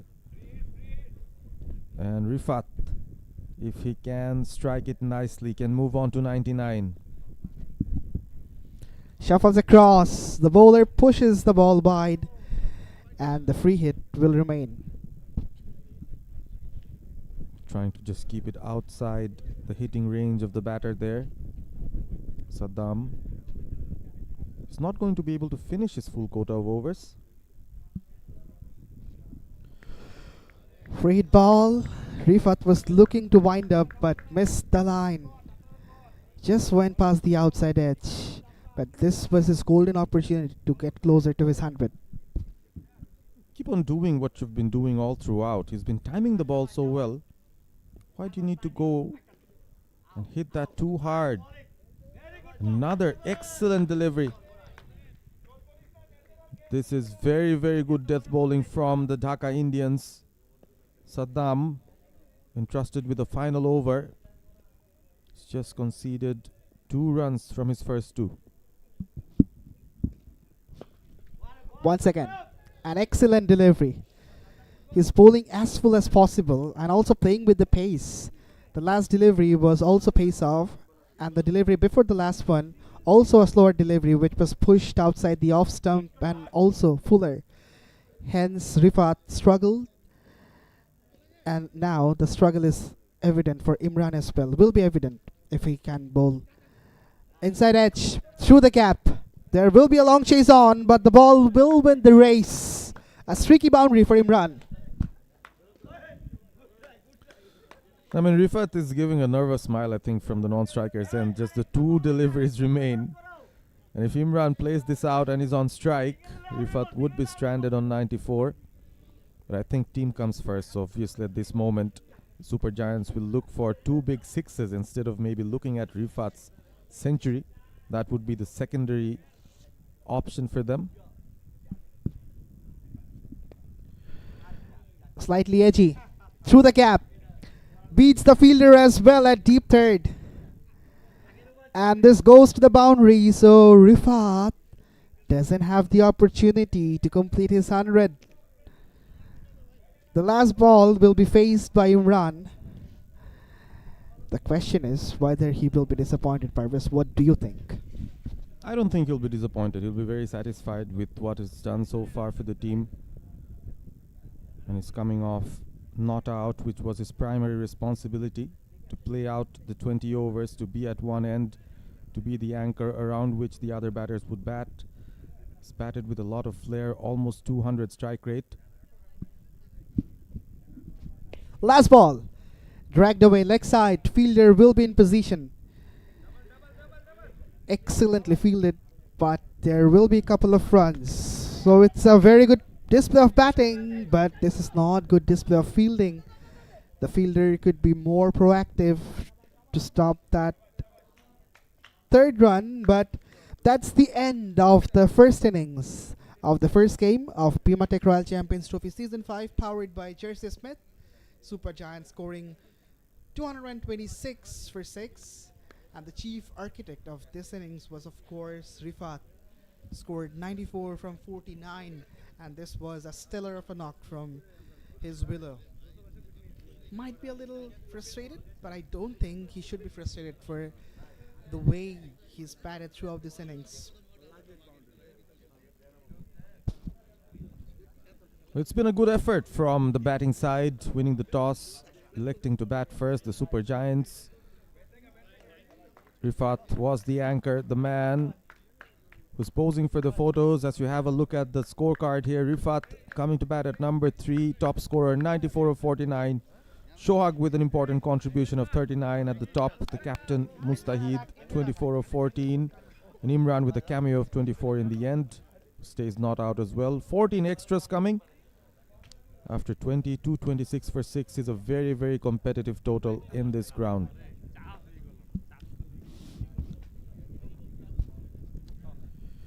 The bowling cards, of course, expensive. Only Mahmoudul Mutin Shohag is the bowler who hasn't really had that double figure in terms of economy rate. But apart from him, everyone was expensive and has given run more than 10 per over. The most expensive was, of course, Jitin Krishnan. 13.5 was his economy rate, but 2 wickets picked up by Shohag, and also a slightly better economy from the other bowlers. 39 for 2, that's what his bowling figure stands at. 14 extras, too many wides, and of course a no ball as well. So that's where they have to work on. Dhaka Indians bowling side, they would be looking to reduce the number of extras that they have given. So at the completion of the 20 overs, 226 for 6.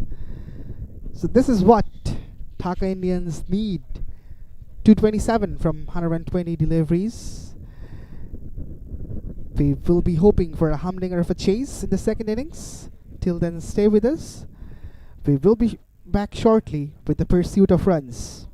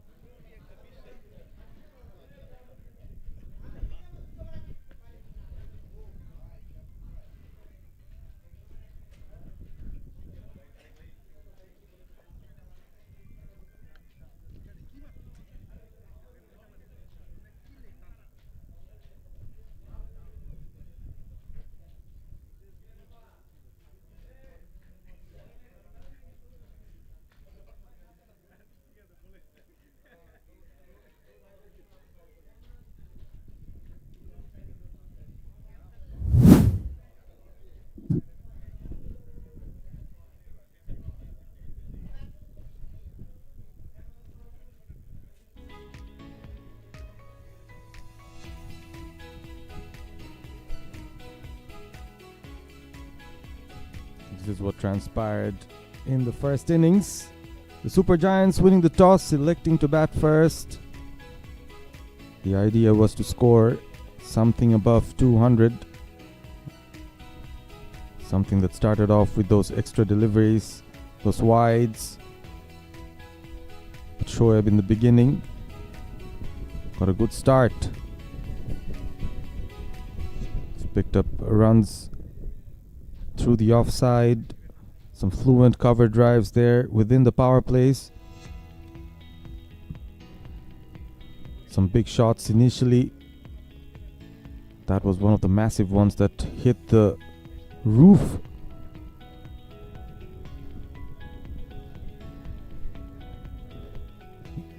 Particularly severe on the fuller length deliveries there, the batters. That was an opportunity that was squandered. A few missed catches there from the Dhaka Indians. This was one that wasn't missed. First wicket of the match. Didar Imran was the one to fall, and Shaun picking up the wicket within the power plays. The Dhaka Indians came slightly in, trying to bowl at good lines and lengths, but Shoaib was out there, timing the balls well, striking boundaries to the offside, through the leg side, and straight down the ground as well. Severe against the shorter length. So it was a good start overall. They've kept at it. They've kept the tempo of the runs throughout the innings. A few wides here and there as well from the Dhaka Indians.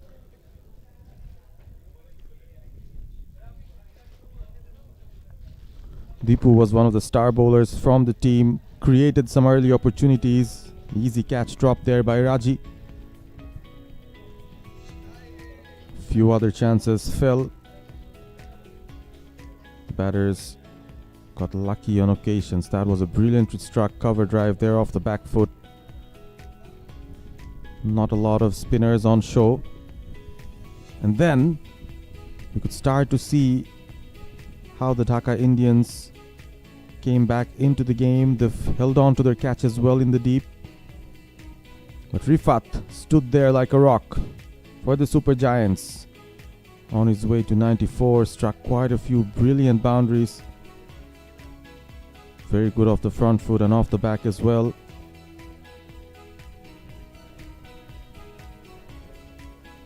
Picking up the slower deliveries with ease. Captain joined him in that important partnership through the middle overs.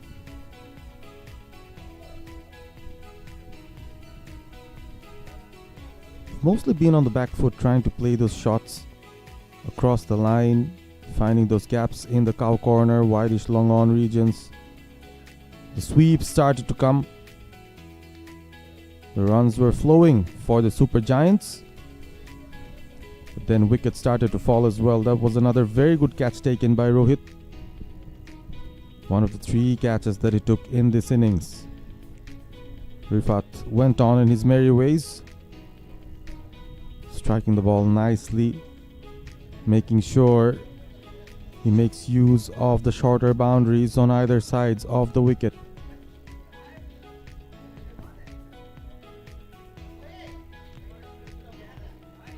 Ball went aerial on quite a few occasions, sometimes clearing the boundaries, sometimes falling into the hands of the fielders in the deep, as Super Giants kept on losing wickets in the middle overs, but that did not hamper the run rate that they were wanting to score at. Shaun came in, struck a few good blows there. Rifat on the other side as well. That was a massive hit from Rifat, getting him into his 80s. Brought the sweep on as well. Shaun Chaudhary struck a few nice blows. Slashed at them as well. The boundaries kept flowing. And there was a wicket. A well-deserved one. Missed the line totally. Another good decision from the umpire.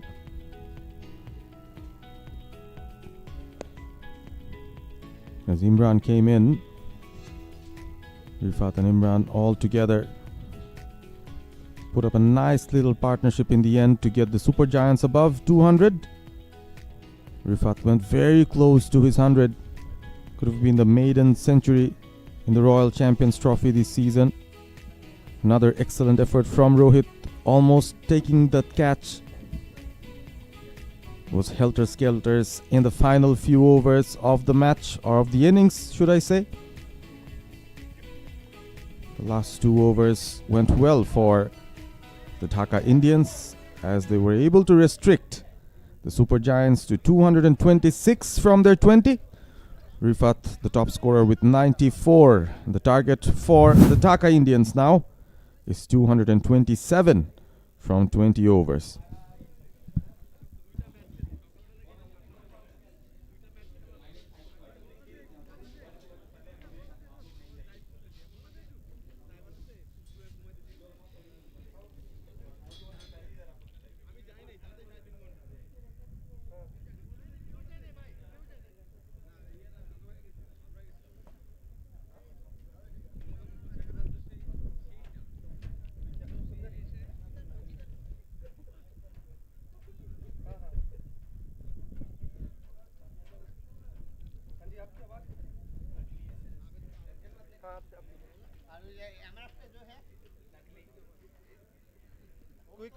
Quick order है, अभी है, इसमें time है, आप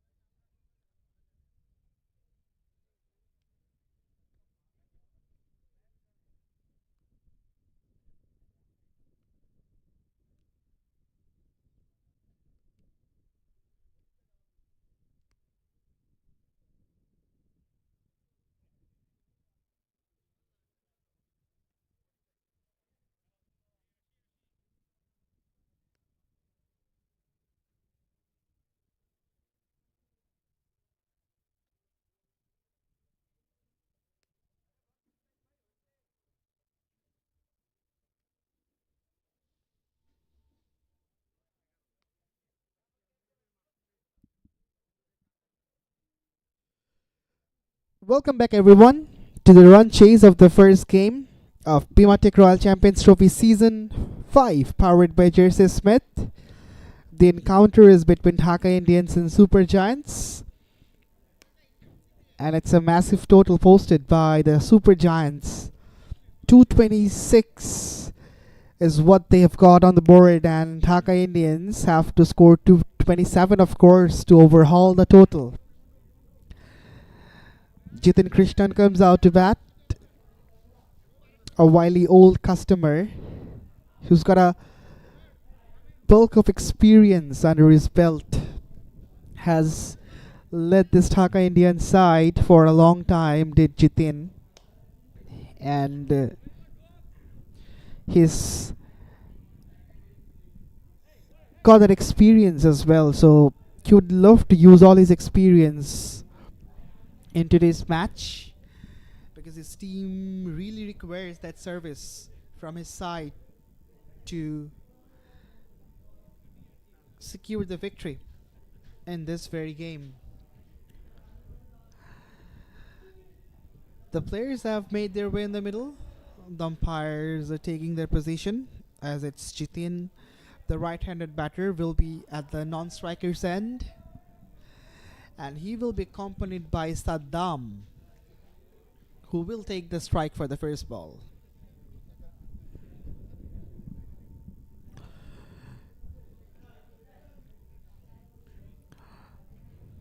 There you go, Saddam, with the jersey number 77 on his back.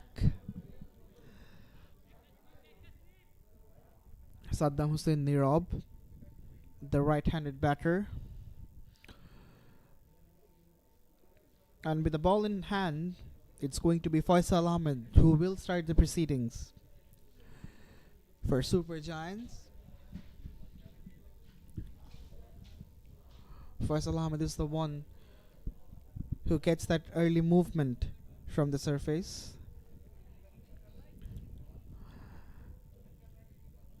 The strong right-arm fast bowler will be hoping to get the early breakthroughs for his side.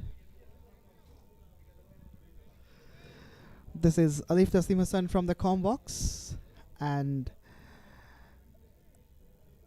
I welcome all our viewers who just joined. And here we go for the ball number 1 of the second innings. Fuller, straighter, and driven down the ground. What a start for Dhaka Indians, as I welcome Ahmed bin Parvez alongside.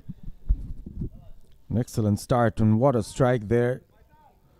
It was full, not a lot of swing on offer, but the batter swung at it hard and straight. One of the best areas to score. A boundary to kick off proceedings. Lots of runs to score here for the Dhaka Indians, and they've made a great start here.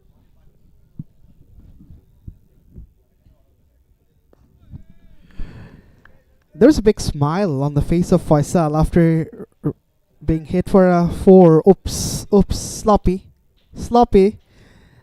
A misfield from the fielder, and that has allowed the batters to pick up a single. The smile of the Faisal's face tells that he wasn't really prepared for that shot. That came like a punch to him. Actually did, but he's got time to refocus at the moment here, Faisal. Aerial, away from the fielder. Second boundary of this Faisal over. He will be right under the kosh. This is very good batting here. Anything full and you will be punished. That has been the mantra for the two openers here. Jitin again playing through the line. It was bowled full within the stumps. Back leg moves out, front leg out of the way as well. And there is this gap through that long on region, which he found quite easily here. And then Faisal comes back with a scorcher. He's well built. He's built for fast bowling. Looks pretty fit. Can generate some pace as well. So won't be happy with his start. But of course, it's more important how you finish the over here.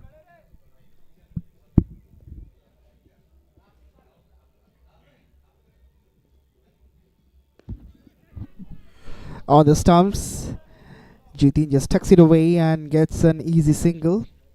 perhaps Saddam will be the aggressor of this innings and he would take on the bowlers. Jitin, on the other hand, will go a bit slower compared to Saddam. That's what we have been seeing from this Dhaka Indian side for a long time.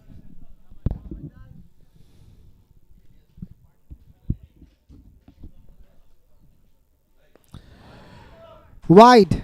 Saddam threw his hands at it and it goes all the way. Has it gone all the way? No. One bounce before it went all the way. A boundary for Saddam. Another shot. Something that the batters are allowed to do within the power plays. Most of the fielders within the circle. If you can hit it over the top, there are runs to find. And Saddam finds one. 9 from 3 now. Exactly as you've spoken, Alif. He's going for those big shots early on, the aggressor. 3 boundaries in the over already. 15 for no loss. Dhaka Indians, they've made a great start here. Fuller, driven, lofted, another boundary for number 4 from this over.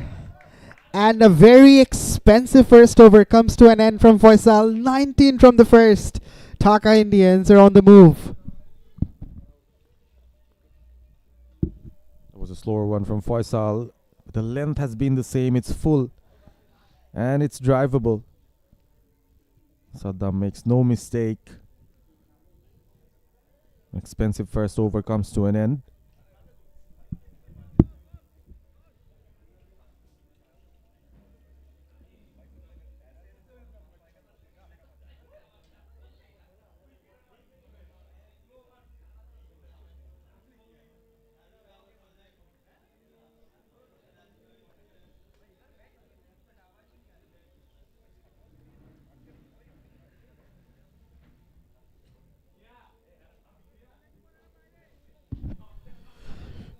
Right in the beginning of this innings, I mentioned Super Giants have got a good total on the board.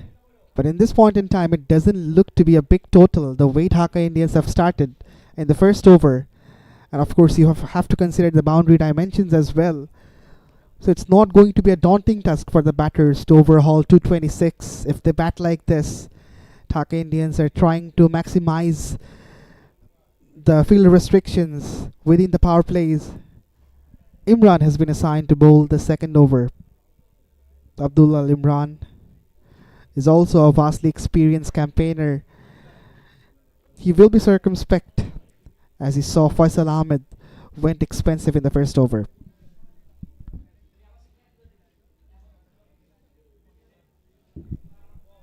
Imran taking his time to set his field up, assisted by the captain. They need to get their bearings right here. An expensive over to kick off proceedings. Something that they did not expect to receive right at the top.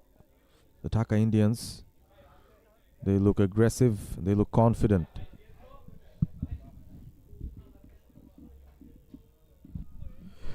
Oops.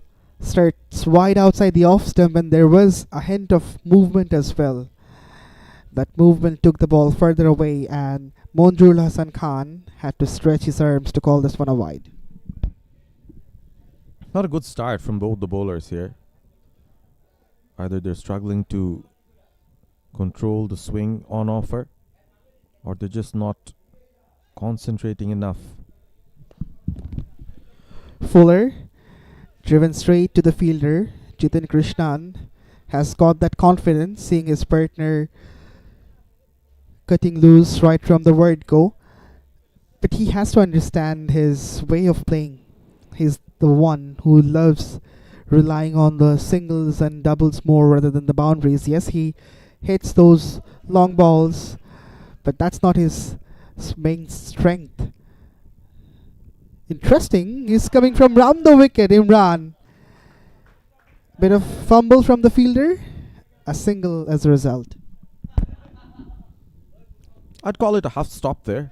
Was a difficult attempt within the circle. The ball comes to you very quickly. And at the moment, the template is set for the Dhaka Indians. Jitin picking up the singles. Saddam most likely the aggressor of the two.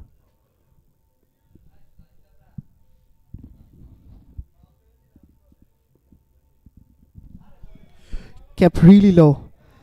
Saddam was looking to pull the ball into the onside, but there was lack of height. But interesting to see that Imran is coming from round the wicket. What might be the reason, Purvis? What do you reckon? Well, I think he came on to bowl the first delivery over the wicket and lost his line. So might have preferred to go around the wicket just to create that angle. Keep it wide off the off stump. And also, for the batters, as we've seen, they're trying to swing it onto the leg side. So coming in around the wicket makes it even more difficult with the angle for the batters to go across the line.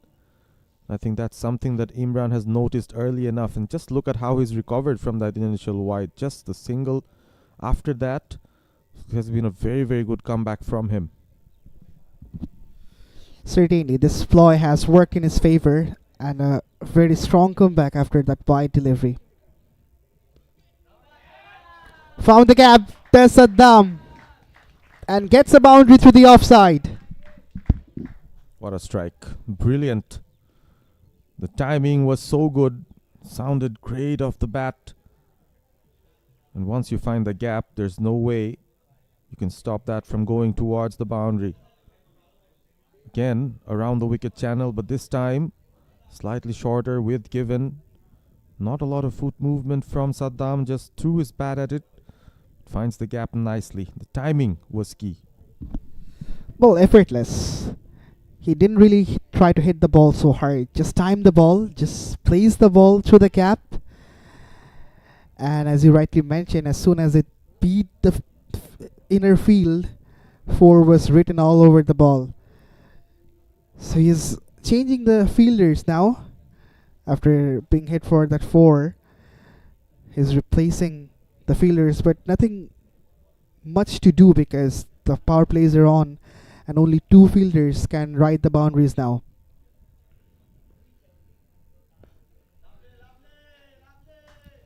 Straight to the fielder. A single to complete this Imran over. A much better compared to the first one. 7 runs from it after 2 Dhaka Indians at 26 for none.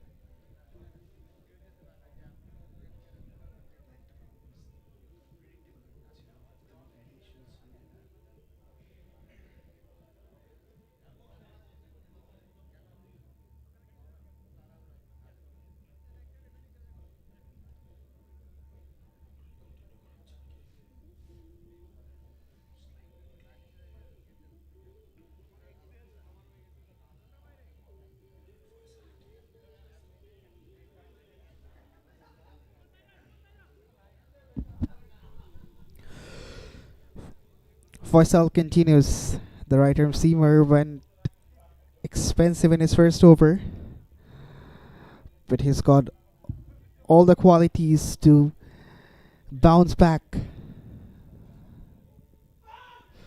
Ooh, well bowled. Just the comeback I was speaking of, past the outside edge. Saddam beaten by the pace. He's got a bass vampire in his hand there. It's pretty good willow. Whilst I used to play school cricket, I had one of those, mostly inspired because Mohammad Ashraful used to use that bass vampire. Saddam has gone on to score 18 of 9, a strike rate of 200. Short and wide, asking to be punished, and Saddam makes the most of it. It came from the toe end of the bat, and it went sailing over the ropes for a 6. Well, he's making best use of the pace here from Faisal. The harder you go at the batter, the harder it goes out of the bat.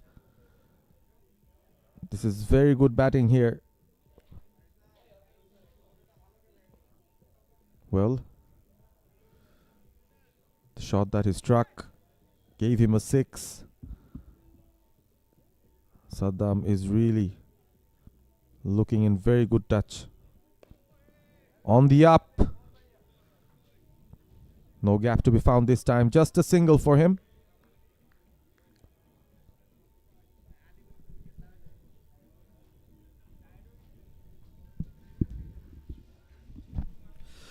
But it's a great start from Dhaka Indians. They're going with the rate, the asking rate, and both these batters are now looking fluent in the middle.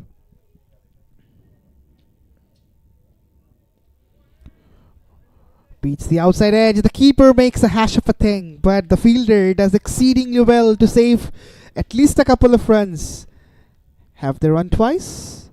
No. So he's saved 3 runs. Great effort in the deep. An excellent effort there. Almost thought that was going off to the boundary. The keeper grimaced in pain, seems like, Didar Imran. That was quick.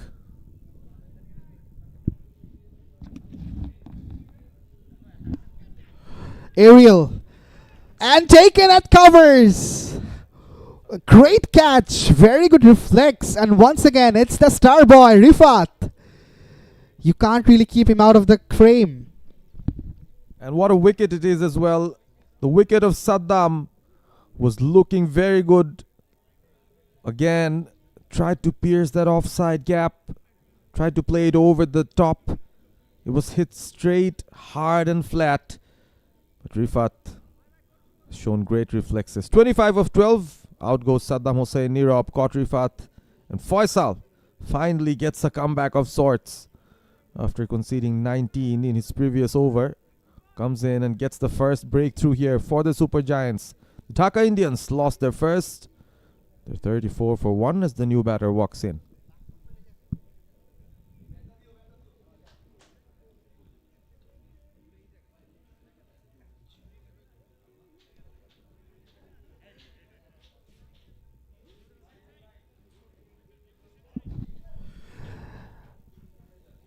The skipper has worked out to bat. Rohit Chauhan has got a mammoth responsibility on his shoulder, and this is what has transpired in the last delivery.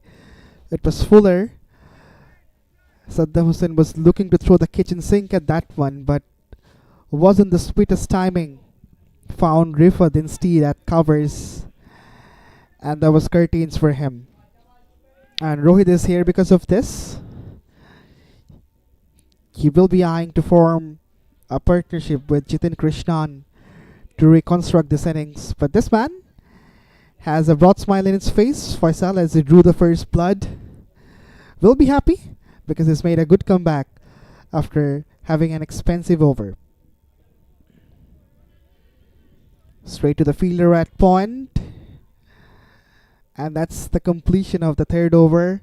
An auspicious over for Super Giants. Faisal got the first scalp in this over as well. After 3, Dhaka Indians are 34 for 1.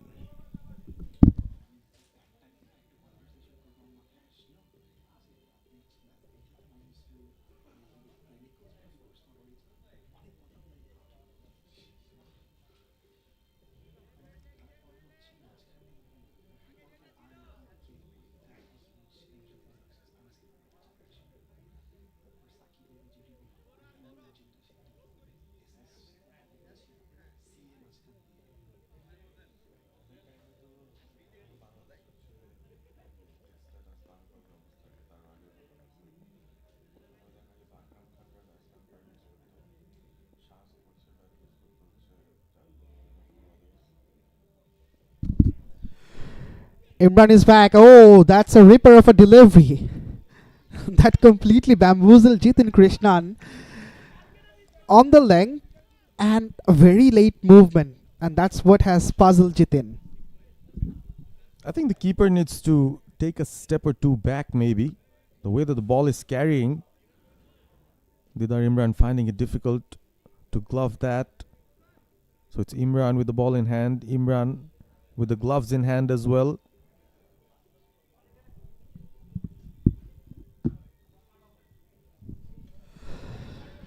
Oops. Ill-directed down the leg.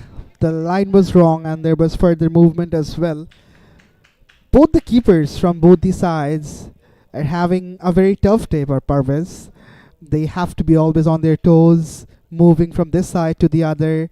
There was early swing, and the bowlers are also losing their line, so it's a tough day.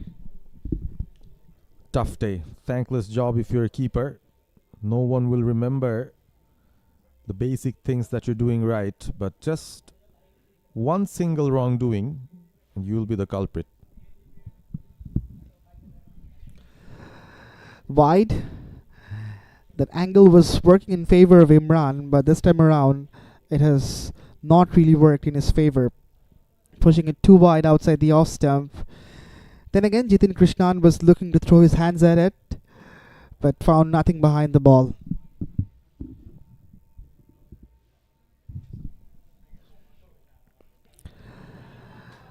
He flicks it away and finds the gap, does Jitin. A boundary to his name. Nicely struck there. Firstly, it was wide down the leg, then too wide outside off, and now an easy peasy for the batter. Full onto his legs within the stumps. Did not have to do much, just flicked it away. Nicely timed there from Jitin. That will give him a lot of confidence.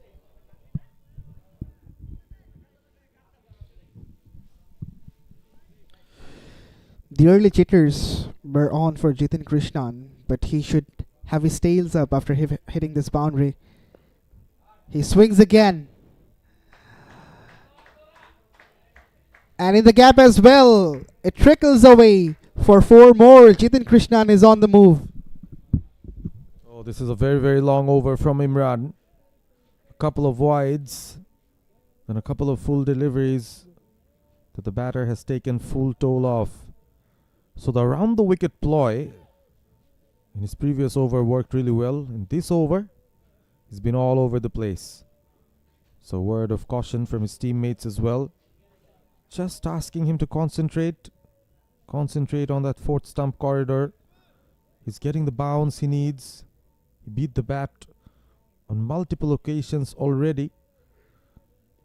Dhaka Indians are making a really, really good run chase out here. They've lost a wicket, but they're still abreast with the run rate. Change of angle. He comes from over the wicket and Jitin steps down the pitch. He got over the infield, but the timing wasn't the sweetest one. Hence the ball didn't reach the boundary, but couple of runs for Jitin. He's scoring runs quickly now. It's a good idea to try and find those gaps over the inner circle there, Jitin. But he's favoring the leg side. If you notice, in comes over the wicket. Swing again. And in the gap, 3rd boundary of this Imran over. This is turning out to be an expensive one. Again favors the leg side there, Jitin. Stand and deliver. Slightly across the line. But making use of the angle as well, Imran coming in over the wicket. He's actually struggling to understand what suits him well at the moment. It was short enough. And there was no feeler in the deep. Once it went past the inner circle, there was only one destination. Where is this one going? Catch it was the call. A single taken by Jitin and he keeps the strike. So an expensive over from Imran comes to an end. And the team 50 comes up for Dhaka Indians as well. After 4, they're 51 for 1.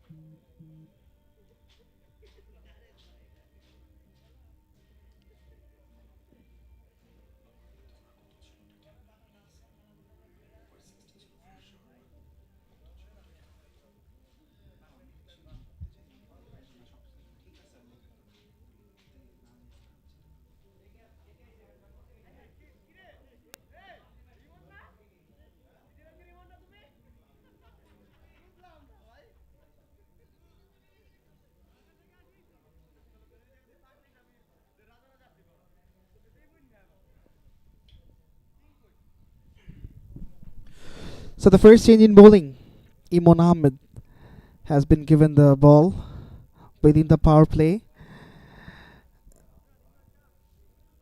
Another tall fast bowler who's got some experience of playing amateur league. Used to be a professional cricketer before stepping into this amateur scene, the left arm seamer. Starts off well outside the off stump. Straight away into his lines and lengths, Imon. Very handy all-rounder to have. I've seen him float across the batting order in different positions. Sometimes opens the innings, sometimes comes in the middle. He's a very handy bowler, can bowl at the death as well. So this will give a lot of depth to the Super Giants' bowling attack here.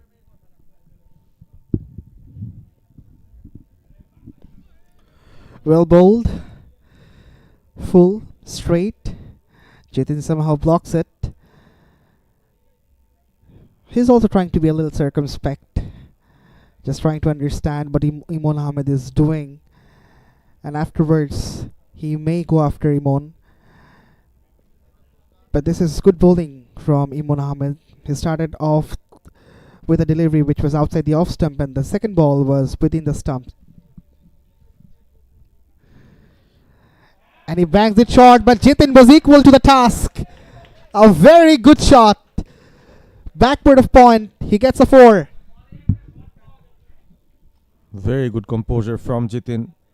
Was waiting for something that he could make use of. Made use of the pace very nicely. There's that slight gap behind point.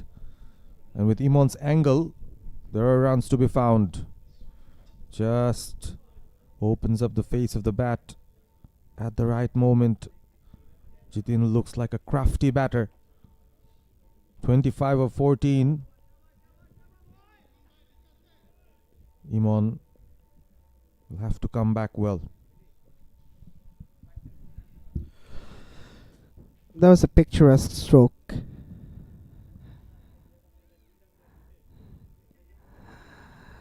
That struck on the gloves. Perhaps a quick single. Oh my goodness, he was out of the crease. And if there was a direct hit, Jitin had to go back to the hut.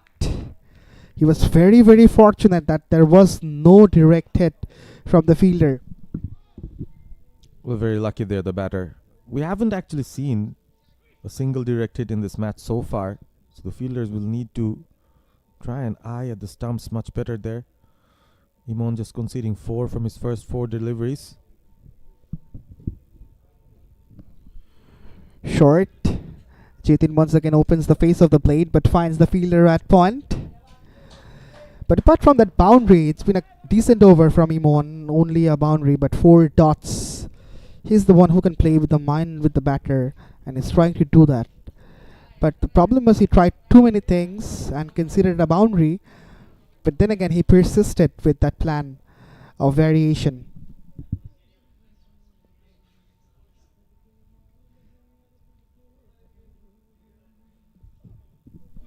Banged it short, a bumper from Imon. Jitin was expecting a wide to be called, but no wide given. And that ends the over. 5 dots and a boundary. End of over number 5. We see some movement in the middle. Yes, the end of the over. 55 for 1 after 5 overs.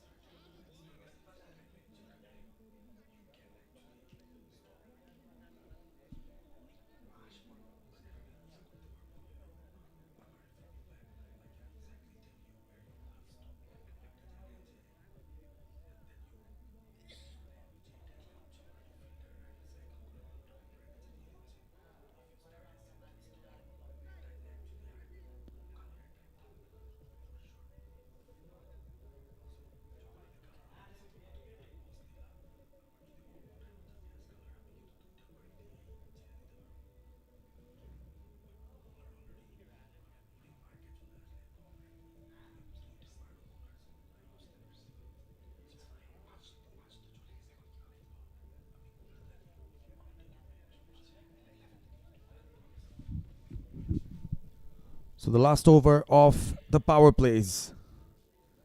And someone with the specs in his eyes, and of course an eye to take a wicket as well, probably. Spin for the first time in this innings. Right arm off spin of Farid. Straight away Rohit picks up a single there. Easy one for him. There is a gap at mid-wicket. Jitin and Rohit, the right hand left hand batting combo for the Dhaka Indians. They've made a very, very good start here. The opening partnership was solid. Saddam went back after a quick fire 20 plus. Now it's the turn for the two batters to try and keep up the momentum.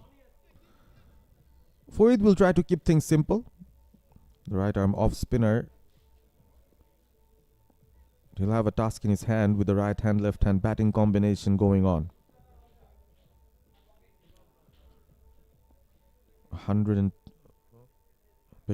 227 is the target. Not short enough, but the batter is trying to hit those balls off the back foot. Certainly a risky ploy from Jitin. Hasn't succeeded so far. If we've seen something and we can learn something from Super Giants batting innings, is that someone has to stay there till the end. Something that Jitin would want to do. Again, plays off the back foot, risky. Picks up a single nonetheless. Decent partnership here. 23 of 17 between Rohit and Jitin. Here comes the target on the screen once again. 227. It is massive, but they are well on course. Current run rate is still above 10. And they've got 9 wickets in hand. Flighted, well bowled, right outside the off stump, and Rohit would feel that he missed out on a scoring opportunity. This has been very good bowling from Farid coming in. The last over of the power play is giving nothing away, just the 2 runs from his first 5. Oh, that was a hittable delivery. The batter would feel he's missed out on that. End of the over, end of the power plays after 6. The Dhaka Indians are 57 for 1.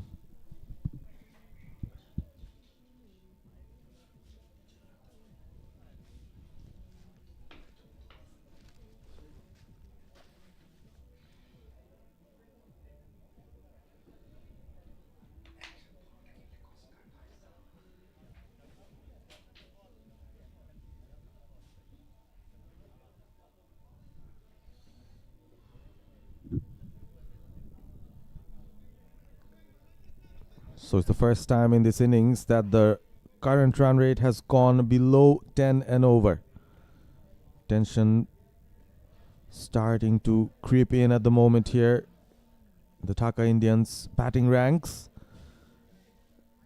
After that flying start, suddenly found it hard to get those boundaries going.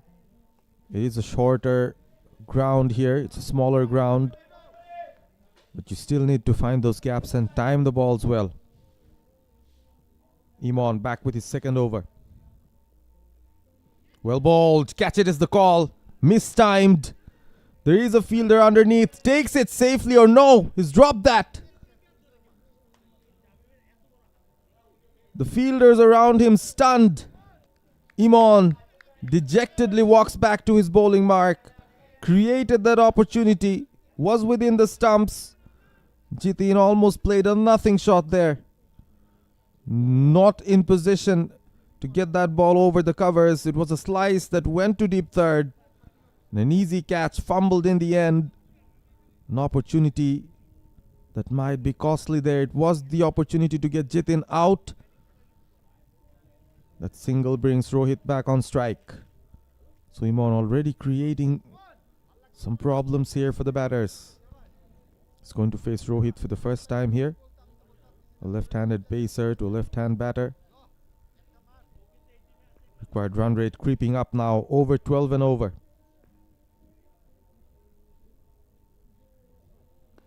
Short, pulled away. The keeper runs. Falls into no man's land there. A lucky man, Rohit, gets a single now. Both the batters taking a lot of risks, but not getting the reward.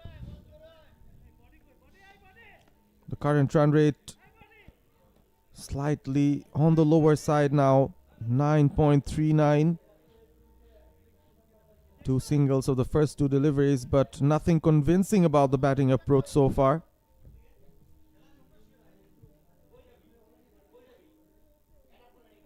A slower one, full enough. Jitin drives and picks up a single.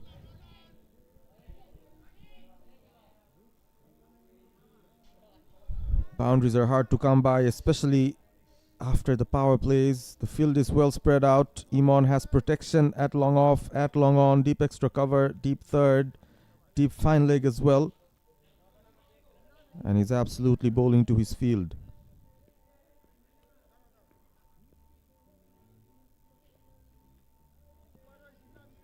Rohit spent some time in the crease already. 5 balls faced, just the 2 runs to his name. Slower, outside off, a little bit of extra kick off the wicket. Failed to put bat onto ball here. Rohit struggling a bit. The overs keep on ticking by. The Dhaka Indians will feel the desperation to get boundaries. They need at least a couple of them every over. That's the mammoth task that they have in hand. The target is a huge one, 227. This is the first match of the Royal Champions Trophy Season 5. Good fielding from the deep. Will just concede a single there, Imon. He's been excellent since he came on.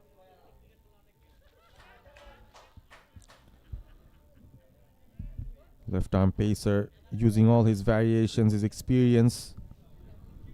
Usually he can bowl quick, which makes his slower one even more deceptive.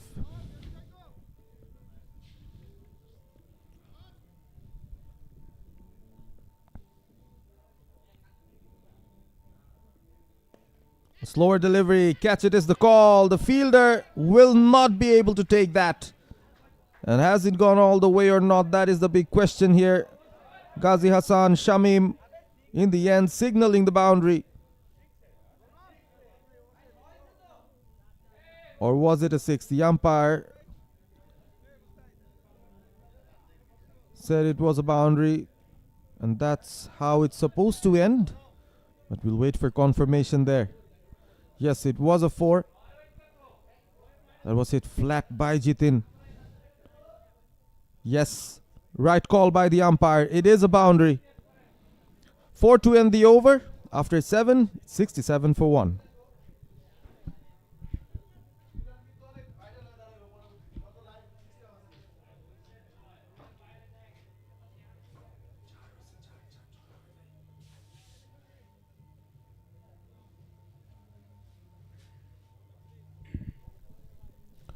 Rohit and Jitin forging a partnership here after the first wicket fell. 33 of 25. Farid with his second over. His first over was very good. Someone who bowls with a lot of discipline. Not trying to turn the ball a lot. Just keeps on bowling it into the right areas there. Just no turn on offer. And we've seen both the batters, Rohit and Jitin, trying to play him off the back foot, which has been a problem for both of them. Flighted! A big appeal! The umpire unmoved. Probably an inside edge. But the other option would be the ball could have slid down the leg side. Yes, runs counted. So there was an inside edge from the bat of Rohit. Happens so quickly in real time. Sometimes it's difficult even for the umpires to give that call. On that occasion, Monjurul Hassan Khan Did very well.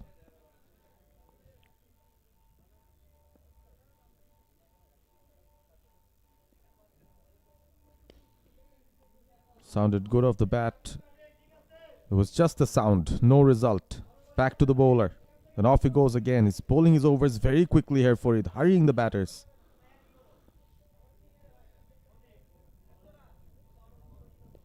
He's got a very good action as well for an off spinner. He's got a lot of control about him. And the lengths that he's been bowling at, the batter's finding it difficult. If you are a batter who's not used to using your feet, he might be a very, very difficult bowler to get away. Just the 3 runs here from the first 3 deliveries of the over. Off the back foot again, pulled it hard. There is a fielder. Just get the single once again. All those big shots, but no boundaries yet. Those have dried up. The current run rate falling off now. 9.26 to the over. And one of the best features of Farid has been that he's done well against both the right and left hand batters. The adjustments of lines and lengths have not been a problem for him so far. A lot lies on Jitin at the moment. 35 of 26. He's got to get this innings up and going now. Went for the big shot this time. Turned slightly. Another excellent over from Farid. What a day he's having. 2 overs, 6 runs conceded. And Dhaka Indians seem to be on the back foot. 71 for 1 after 8.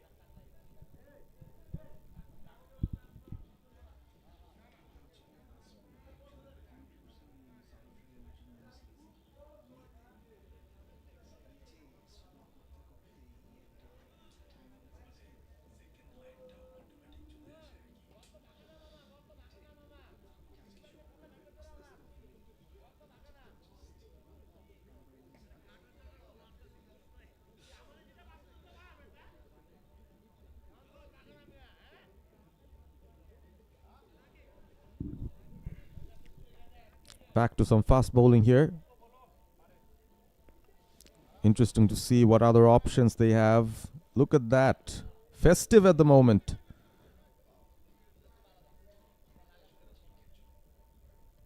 Something for everyone of all different ages to come and enjoy at the moment here.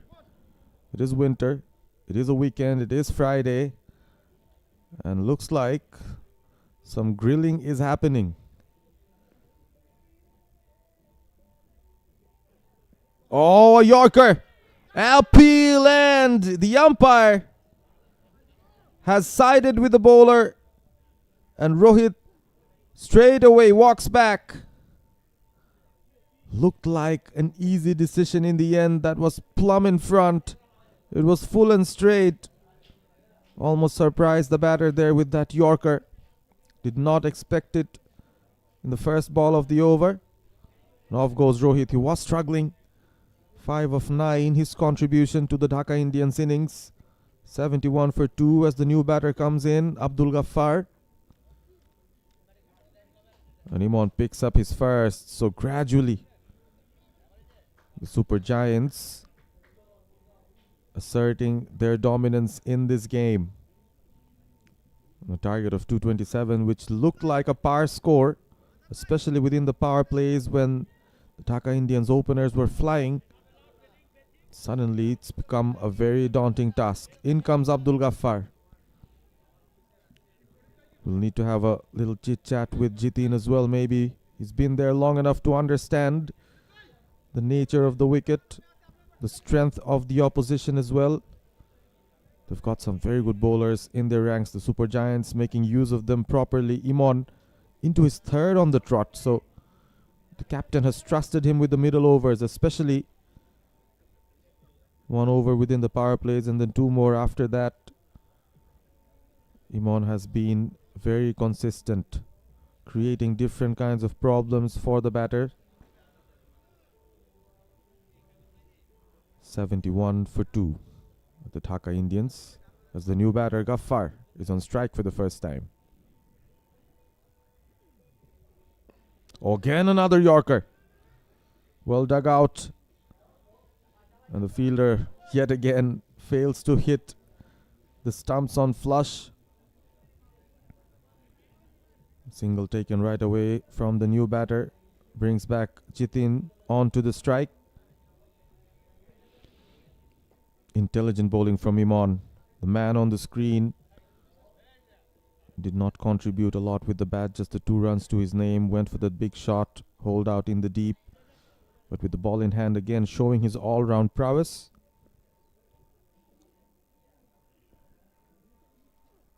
Short. Guided away. Excellent fielding. That's the area where Jitin wants to score his runs off. We've seen him score a boundary of Imon exactly through that area. Trying to make use of the pace of the bowler. This time it was good fielding in the inner circle.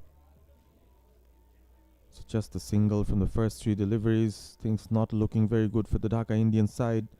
They need some sort of an inspiration from one of the batters at least. Slower one down the leg. Past the keeper as well. Not a good delivery. Freebies for the Dhaka Indians. Maybe something that they needed at this quiet juncture of their batting innings. Something which they couldn't do by themselves. The bowler comes in and contributes. Imon would be frustrated with that. 5 extra runs given. Spoils a very good over. Jitin on 35. He's got a lot of responsibility on his hands.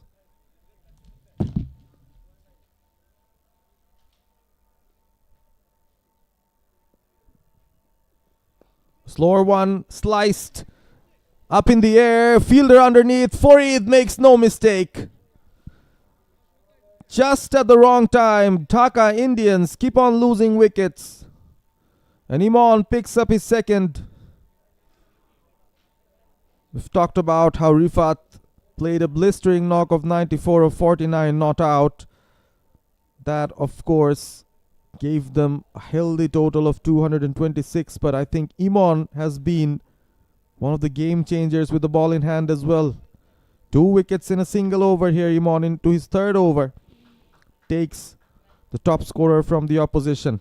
Jitin gone for 35 of 29. Caught Farid. And Imon is the bowler with a lot of success. Sharif, the new batter, walks in. 77 for 3 all of a sudden in the middle overs. Dhaka Indians struggling. Struggling for runs, struggling for timing, losing wickets as well. These are not good signs for the plate champions of the previous edition of the Royal Champions Trophy. The BIMATECH Royal Champions Trophy Season 5, powered by JERSEYSMITH, co-sponsor Euro Bangla Foundation. And you're watching live scenes through our broadcast partner Cloud Live. An uppercut will fetch him a boundary straight away. Sharif gets off the mark with a spark. Imon, hands on his head. He understands. Should have bowled it better against the new batter facing his first ball. Again, his short delivery outside off being punished. Not an easy shot to play. Plays it over the top, over the infield. An expensive over nonetheless. They have to start moving on because the required run rate has moved above 13 at the moment.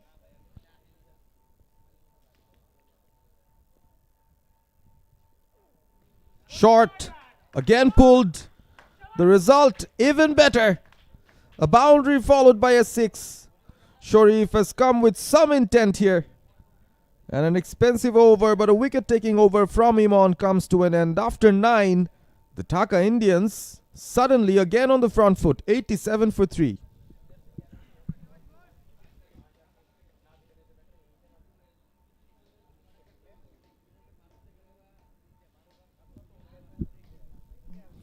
Rose on to the occasion there. Beautiful stroke picked the length up so quickly. Looks like he's very good. Square of the wicket on both sides. Sharif will give his dugout some sort of relief. As long as he's there, they've got a chance. Almost at the halfway mark of their batting innings. 87 for 3. In any other context, they'd be satisfied with where they've reached. But the target is 227. Welcome back, Alif Tasnim.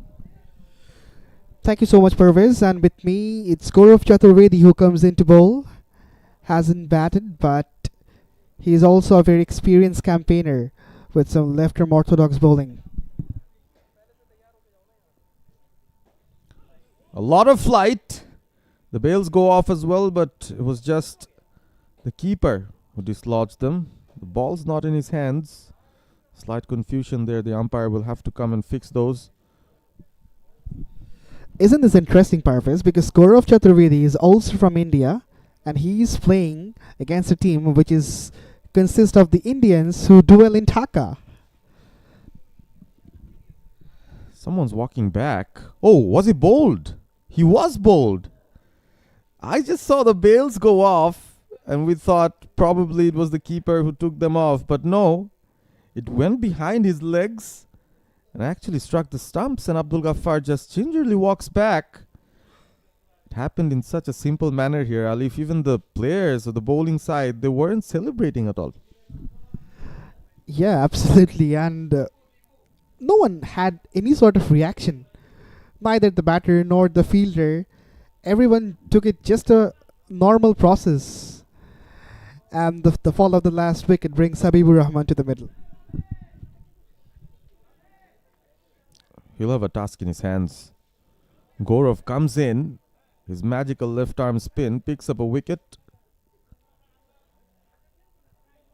A lot of flight. Doesn't allow the ball to drop. Plays it on the full and picks up his first run here, Deepu. Did well with the ball. Was a tad expensive. He bowled really well in his first spell. Swung the ball so sweetly, but just lost the line and the control of length in the death overs, and that's when the batters really grabbed that opportunity with both hands to go hard against him. Again, bowling to his field, teasing Sharif to go for those big shots. But speaking of Gaurav Chaturvedi, he's got the experience of playing with Suresh Raina, and this is what has transpired in the first delivery of this over. It was leg side-ish. The ball pitched outside the leg stump and then spun back to the stump. So that's how the wicket fell. And we thought the keeper disturbed the wicket. An interesting point you bring up. I actually didn't know about his experience of playing alongside someone like Suresh Raina. So of course, he's seen the upper echelons of how cricket is played, top level cricket. Now here enjoying his weekend here in Bangladesh.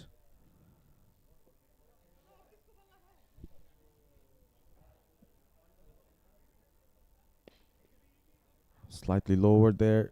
Good fielding. No runs to be taken. His bowling actually reminds me of Mohammad Rafiq for some reason. Good observation, Pervez. His run-up is also quite similar to Rafiq. Release point and caught and bowled! That's the second one in this over. Gaurav Chaturvedi is absolutely turning the table in favor of Super Giants. Lovely bowling. Excellent bowling. And as soon as you mention one of the legends of Bangladesh cricket and compare him to Gaurav, he gives you another one to celebrate. 2 wickets and just a couple of runs sandwiched in between the over. After 10, the Dhaka Indians suddenly struggling once again. 89 for 5. Habibur Rahman, his short stay ends. Just the 1 run to his name. Halfway down the line, Dhaka Indians struggling. 89 for 5.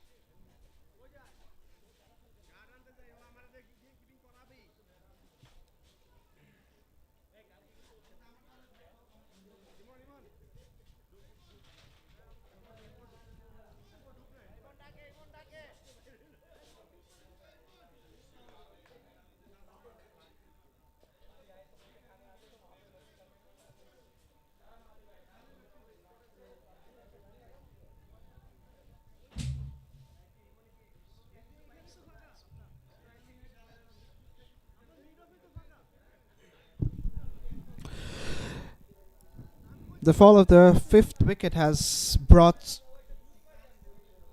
Abhijit at the crease. His team is under the pump in this point in time after losing the fifth wicket, courtesy of Gaurav Chaturvedi and his great first over where a couple of wickets were picked, and that really shattered the backbone of Dhaka Indians innings. Quicker to the batter, and he hit that straight back to Gaurav. Jubilation for him, as he's got his second wicket. Didn't get the opportunity to bat, but he's bowled superbly in his first over. Sharif works it over into the onside and does get a single. So new bowler has been introduced, Shaun Chaudhary. Couldn't really perform well with the bat in hand, but now he's assigned with the white cherry in hand. Well, the batter just watches it and lets the ball go. Avijit was being too circumspect from the get-go.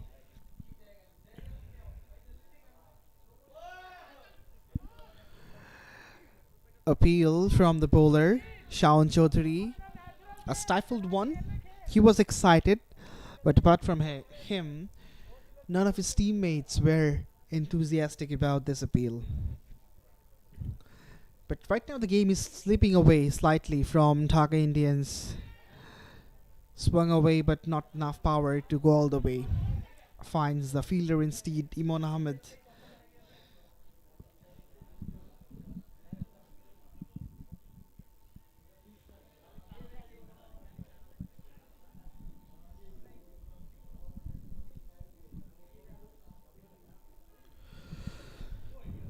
That swung back bit of square, but there is a fielder protecting the boundary, so he comes into play and saves 3 runs for his side. So singles are coming for Dhaka Indians, but that's not should be their goal in this point in time. They should look for boundaries as well.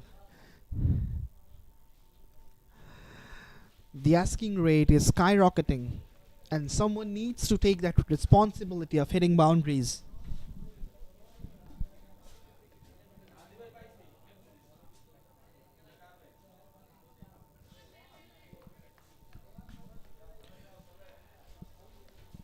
Has it been undone? Yes, yet another one bites the dust. Dhaka Indians are falling apart.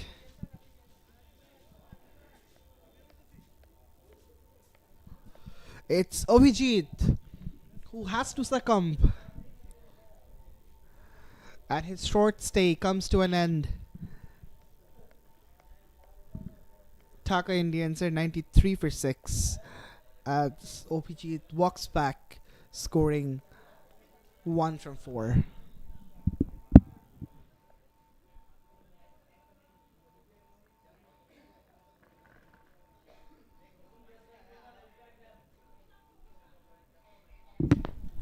So this is what has happened. The ball kept really low. Avijit went on his back foot, which was the wrong decision to negotiate, and he had to pay the price. Dhaka Indians are 6 down, 93 for 6.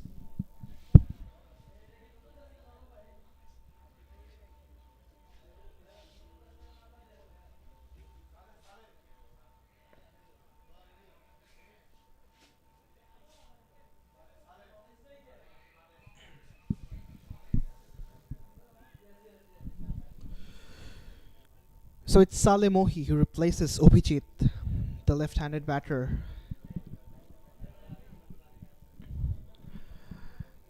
He's also representing this Dhaka Indian side for a long period of time.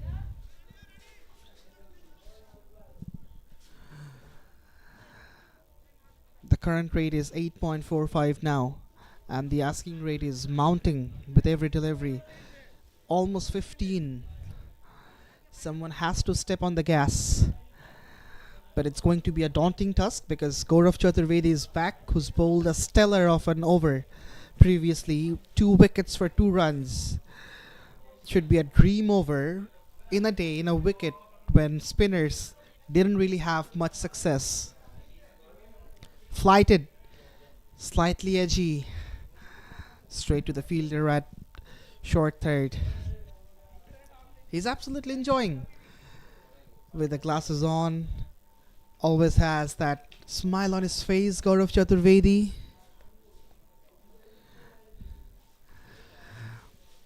Threw it wide. Bit of spin as well, which went outward from the right-hander.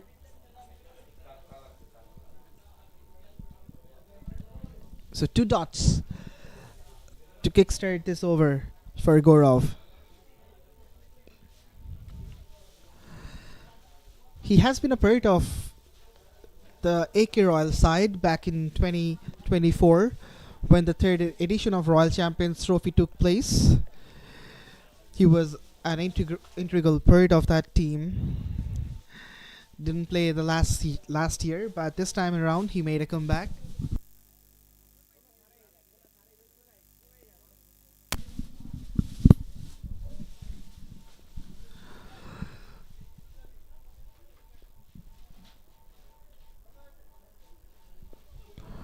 Well bowled.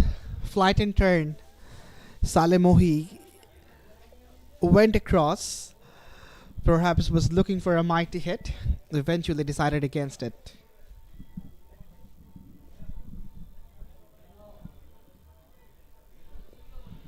Wow. This is excellent. Exquisite piece of bowling from Gaurav Chaturvedi.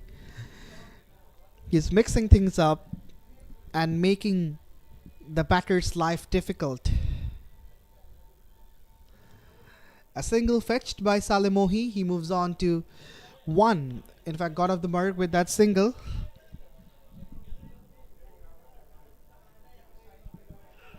Wrapped on the pads. Appeal. And up goes the finger. Gaurav Chaturvedi is having a dream spell. Gets his 3rd and removes Shori from the equation. He's absolutely destroying this Dhaka Indians batting lineup. He came into bowl at the 10th over, in fact the 11th over, not the 10th. And now he's got 3 wickets in exchange of 4 runs. What a spell this is turning out to be from this guy. Dhaka Indians are 7 down. It's 94 for 7. And this is what has transpired. Yes, full, straight, plumb in front. No second thought, no hesitation for the umpire to raise his finger. After 12, it's 95 for 7, to be precise.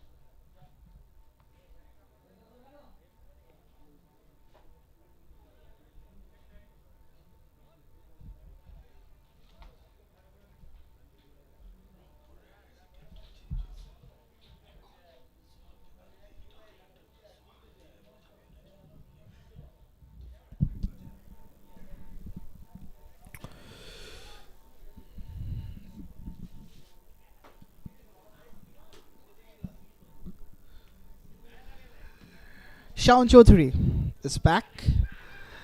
A vociferous shout, but no response from the umpire. Appeal for a run out. The question is, will the umpire go upstairs? There is an option for the 3rd umpire, but the umpire doesn't go upstairs. Munshur Hassan Khan was in action for a while. 2 officials in this game, Ghazi Hassan Shamim and Munjul Hassan Khan. And the third umpire is Raju Ahmed. Alright, so they have gone upstairs. And the third umpire, Raju Ahmed, will be in operation.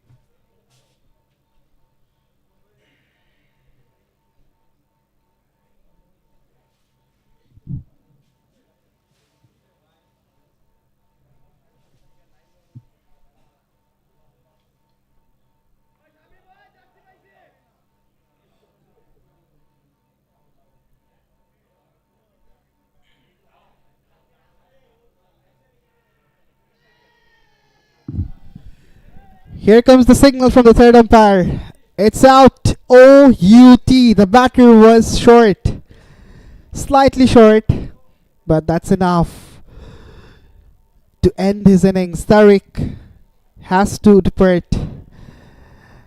And the pending decision has come in favor of the bowling side. Dhaka Indians are falling apart. It's 95 for 8.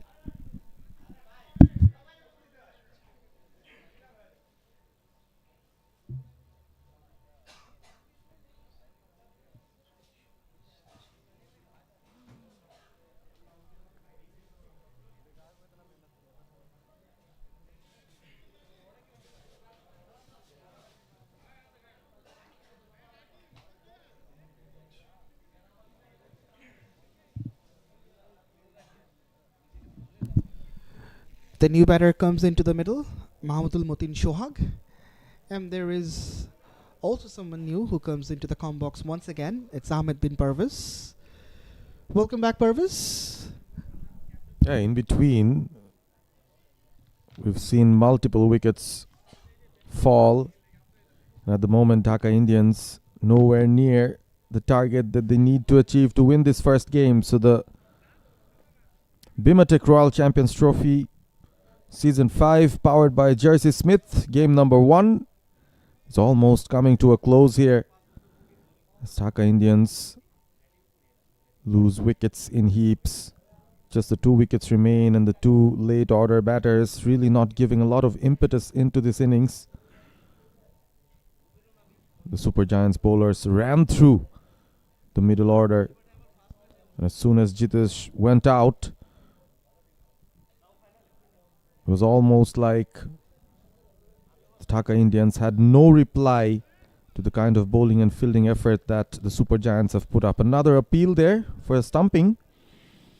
So things are meandering along at the moment. Saleh, the left-handed batter, has mostly been onto his back foot, finding it hard to negotiate the deliveries. Once again, another dot.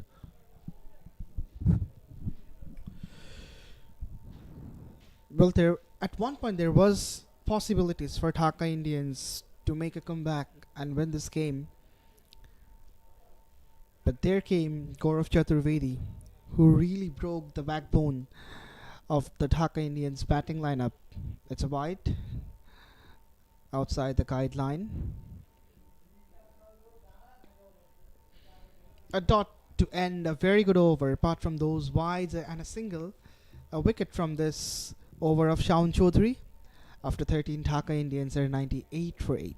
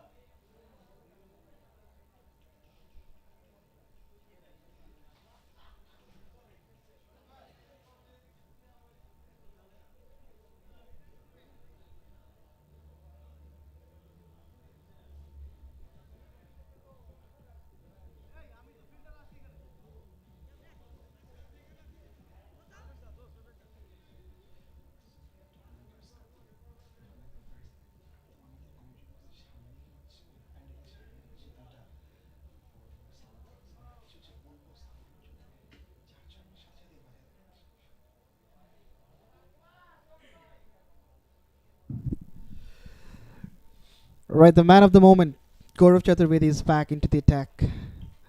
Too close to cut for Shohag, and he misses out.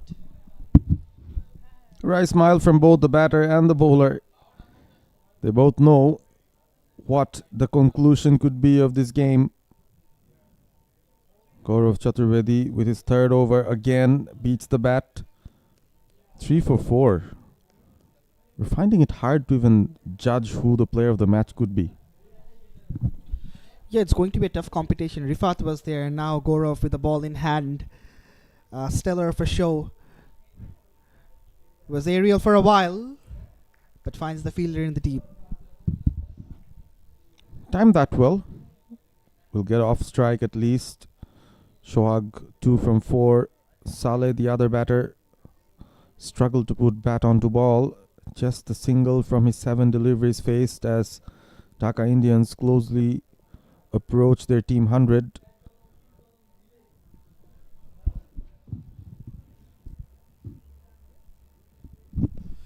Shuffles across Saleh Mohi, but doesn't quite hit Gaurav Chaturvedi out of the park. His approach has been very much evident from the get-go. He has tried to shuffle across and hit a big shot against Gaurav, but none of the batters really succeeded in this game to be aggressive against this particular bowler. Once again, eyeing for the pads.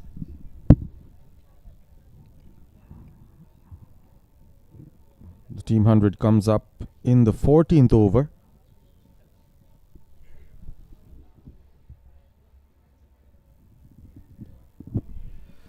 Slightly wide, straight to short third. Was an attempt of a run, but eventually the batters decided against it. End of another parsimonious over from Gaurav. Just look at his figure. 6 runs only, 3 wickets from 3 overs. This is outstanding. After 14, Dhaka Indians are 100 for 8.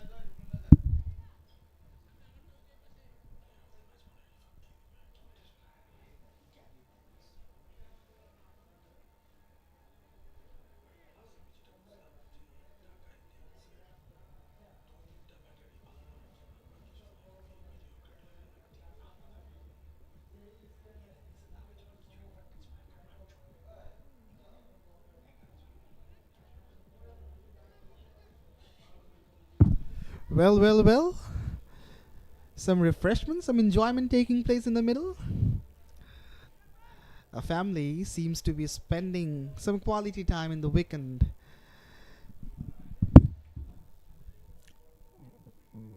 I'm not sure which side they are supporting in this particular game, but even if they're supporting the Dhaka Indians, there's nothing better than to be out here in a winter morning,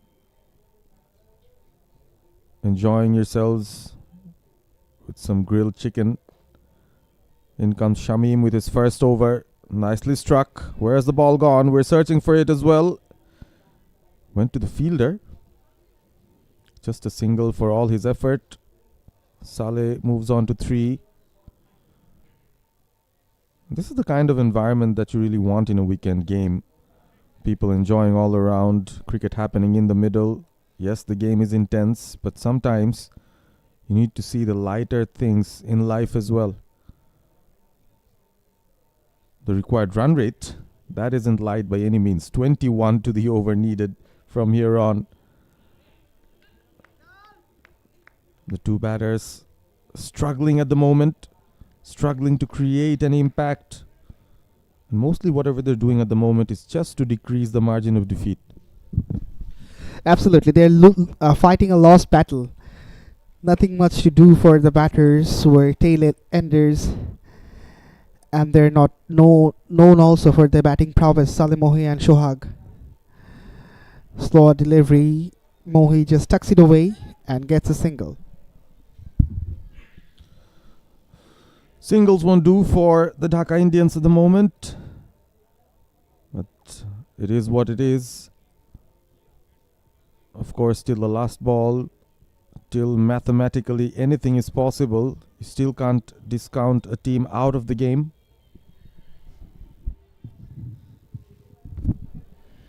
Drag the length slightly back, did Shamim. I'm a tad surprised seeing him on the 15th over of this game. He's a bowler who's known to bowl at the beginning.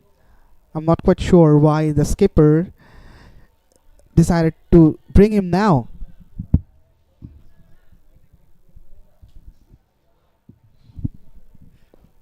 Low full toss in the air for a while and in the gap as well. Boundary as a result for Mahmudul Motin Shohag. Really happy to see a boundary happening after quite some time here. A sigh of relief to see the team doing the scoring, all the hard work there. They're enjoying themselves as well. Boundary after a long time here. Bowled him! The slower delivery hits the timber and dislodged the bail of the middle and the off stump. And that's the end of Mahmudul Motin Shohag. Dream delivery from the bowler. Expert at bowling in the death as well, seems like. Just the perfect kind of a slower delivery on length. The off cutter from the left arm medium pace bowler went off very close to the outside edge. Struck the off stump, tips the bail off. Mahmudul Motin goes for 7 of 10. Shamim picks up a wicket in his first over. End of over number 15, 107 for 9. It's almost done for the Dhaka Indians.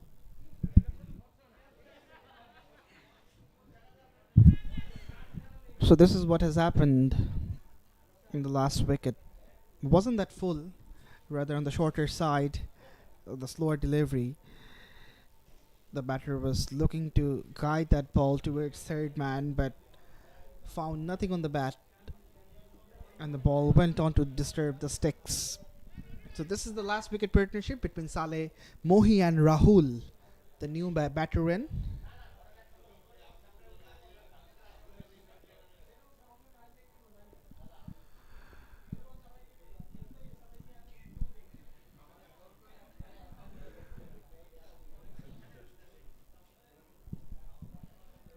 It's a new bowler.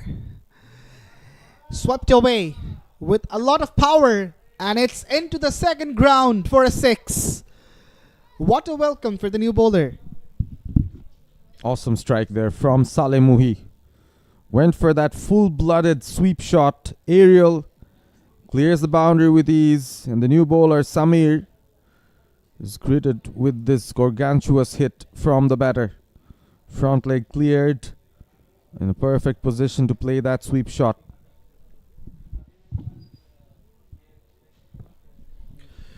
A leg spinner coming against a left-handed batter is always an encouragement for the batter to go hard at it, because the ball is coming towards him with the turn, with the angle as well when he's coming from round the wicket. And that delivery was from back of the hand. Nonetheless, Saleh Mohi didn't really hesitate to go hard at Samir. Let's see what Rahul has to do at the moment. He's a right-handed bat. Samir will have his hands full as well. Would want to pick up the final wicket if possible.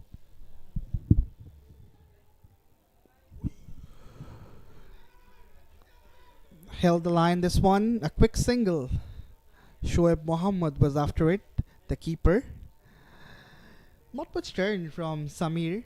He's a leg spinner who is bowling straight, stump to stump. That's what his ploy seems to be.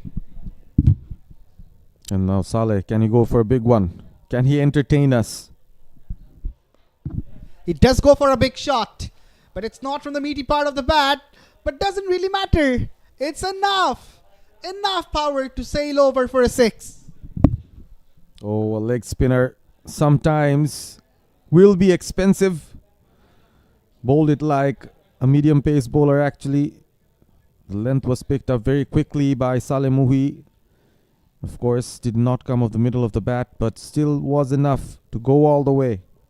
Good over for Dhaka Indians.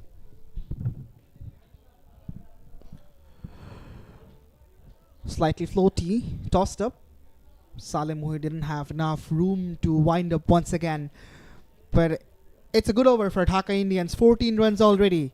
And the last delivery to be bowled. On the shorter side, Saleh Muhi swings it hard.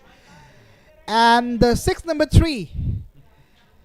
20 runs from this Samir over. The most expensive one of the entire match. Dhaka Indians are 127 for 9.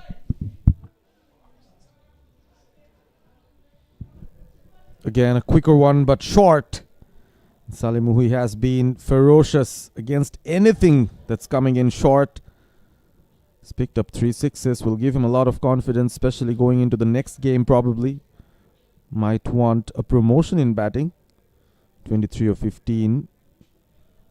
Most of his runs being scored in the previous over. The target of 227. So there's exactly 100 runs behind with just 4 overs to go. So mathematically it's still possible. But if we use our common sense, we'd know it's almost an impossible task for the Dhaka Indians batters. Rahul on strike. And he defends. So I don't see an intent from them to actually go and chase this down.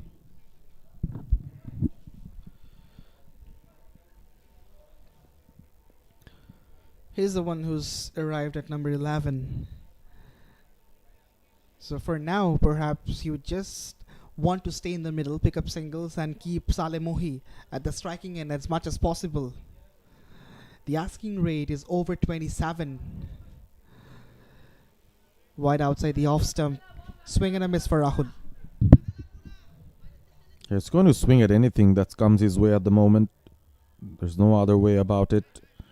Shamim did well. You've mentioned about his bowling prowess. Usually bowls early enough, but this time coming in at the death. Slower. Inside edge. Ooh, could be deadly. This was also whiskers away from the stumps.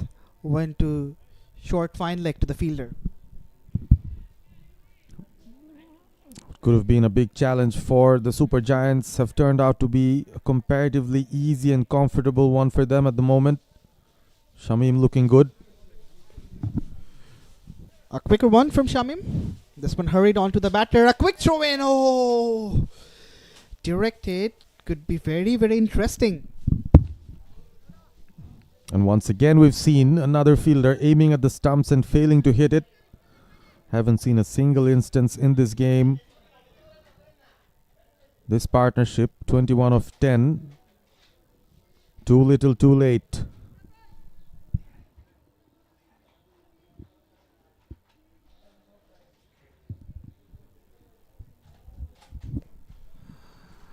Through the gap. But there is a protection at the edge of the boundary. Gaurav Chaturvedi protecting the boundary line. Now the question is, will he complete the quota? Gaurav has bowled 3 overs and left with 1. As we have headed towards the business end, the question comes against Saleh Muhi. With the skipper go with a left arm spinner. Slower. Rahul gets this one out of the screws. And that's been belted all the way for half a dozen. Well, that's what you call entertainment here. The final ball of the over going all the way. Rahul is enjoying himself out there. 8 of 6. 135 for 9. Dhaka Indians after 17. And the party mode keeps going. And this is what amateur cricket stands for. It's for refreshment, it's for keeping the bond between the families of the teams, also the players. They play for enjoyment, of course. The competition is there, but enjoyment is the prime goal of playing these amateur leagues. Absolutely. And at the moment, if you talk about the result, the Super Giants probably are enjoying the situation much more because the required run rate is off to 30.67. So 5 sixes and more needed every over here. Can Saleh Muhi make things interesting? Mustahid for the first time, the captain with the ball in his hand. So they're trying different things. They're trying all their options out. I think this is a good way to look at it as well. A long tournament ahead. 2 more teams to play in this group. They're making a good start here, the Super Giants. The captain comes in. Could he pick up the final wicket that will end this game? Used to be a regular bowler, Mustahid. Was close to the stumps. Somehow Saleh Mohi got that with his bat. And as Mustahid comes to bowl, you could hear a lot of cheer, a lot of shouts from the dugout. Everyone is really interested to see him bowling.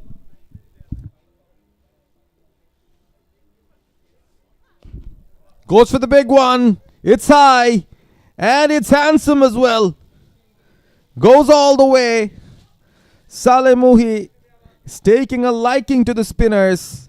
Anything flighted goes for that big sweep. Yes. Connection was awesome. And the result, a very positive one for the Dhaka Indians.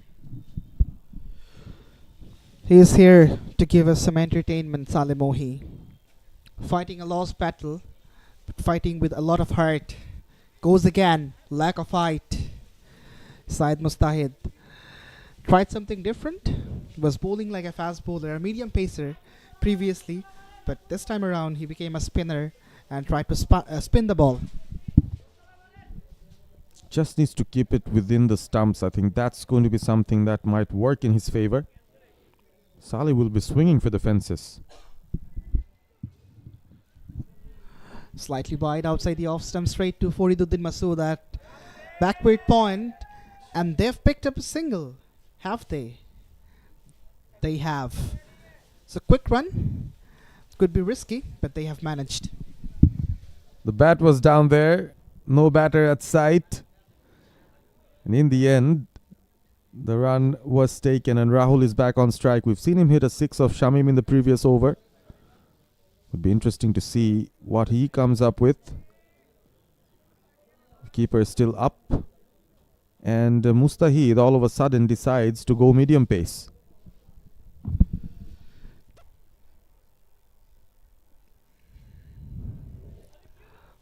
Rahul went for the cut, missed it.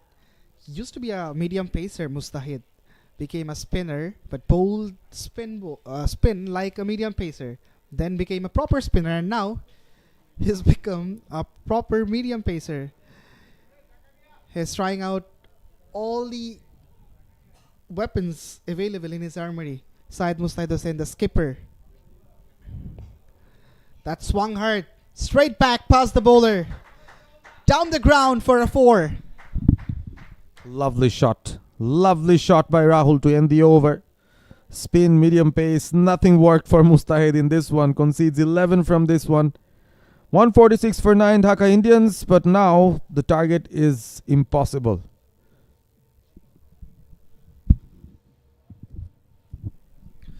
Was in the slot. And Rahul says thank you very much. He was hit straight as an arrow. And the fielders from long off and long on could just spectate the ball go all the way. Still, a lot of runs needed for Dhaka Indians, and it doesn't seem to be realistic to get those runs from the next couple of overs. And the disciplined Fariduddin Masood comes back, as Purvis rightly mentioned about his bowling. He's so disciplined, bowls stump to stump, and the asking rate is now above 40, which is impossible without any sort of miracle. Swings it does Salemohi, finds the fielder who makes a bit of fumble, but that doesn't really cost any extra run. Waited for it, struck it nicely. Timing was there. The batters decide not to go for the single. Slightly surprising.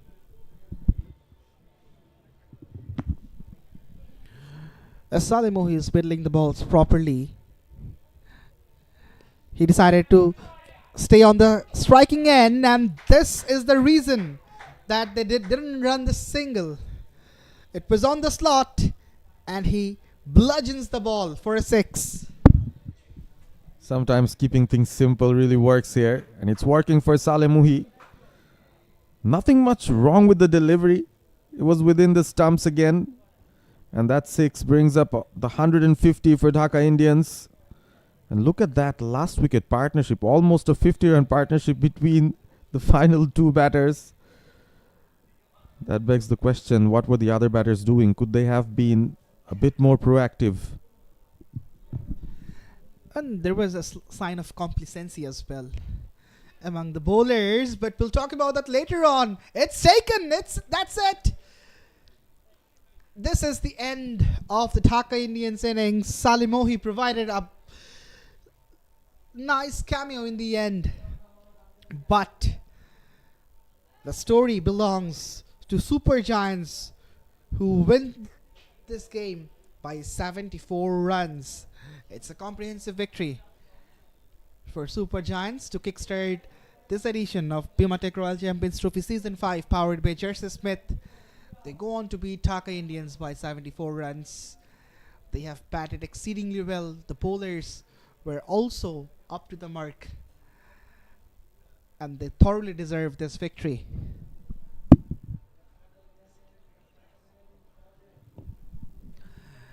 The handshakes going on among the players, but this man on screen with the red cap and the sunglasses on, Gaurav Chaturvedi, can smile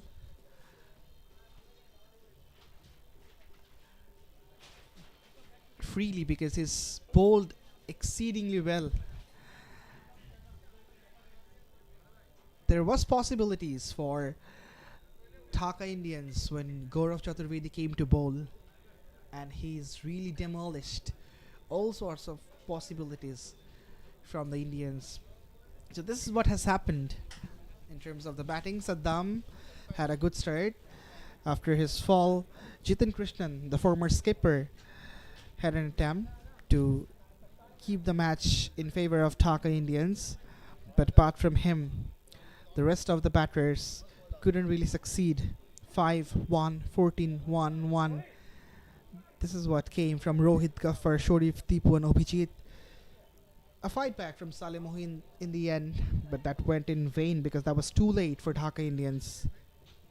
A lot of bowlers used. I've lost the count. It's 9 bowlers from the Super Giant side. Samir was the most expensive one among them, 20 runs from his 1 over. But certainly Gaurav Chaturvedi was the pick of the bowlers. 3 overs bowled, 12 dots. Can you believe it? 2 overs went maiden from Gaurav Chaturvedi out of 3. 6 runs, 3 wickets. 2 wickets for Imon Ahmed as well from his 3 overs. So this is the match summary. Super Giants posted the total of 226, courtesy of Rifat. A stellar knock from his bat. Shoaib Mohammed had those early blows, and the skipper Syed Mustahid had a good partnership with Rifat in the middle overs, and that really helped Super Giants to score 226. Mahamadul Mutin Shohak picked up 2 wickets, but in reply, Dhaka Indians never seemed to win the hunt. After losing the first couple of wickets, they were out of the track. They tried to make a comeback, but Gaurav Chaturvedi really took the spotlight in his favor. Imon Ahmed also bowled well. So in the end, victory for Super Giants by 74 runs, and they go on to top the table of Group B of BIMATECH Royal Champions Trophy Season 5, powered by JERSEYSMITH. The first encounter rather ends up being a one-sided affair between Dhaka Indians and Super Giants, as Super Giants win this by 74 runs.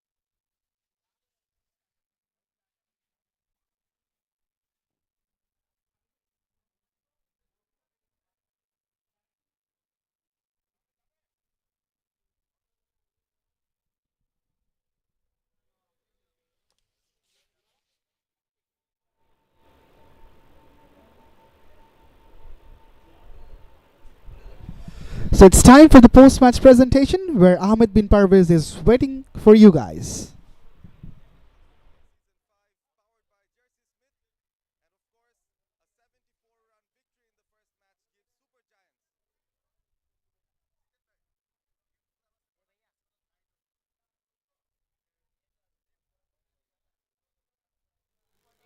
So this is the post-match presentation of the BIMATECH Royal Champions Trophy 2025 Season 5, powered by JERSEYSMITH, and we've come across a beautiful match that ended at the Super Giants winning the game against the Dhaka Indians by 74 runs.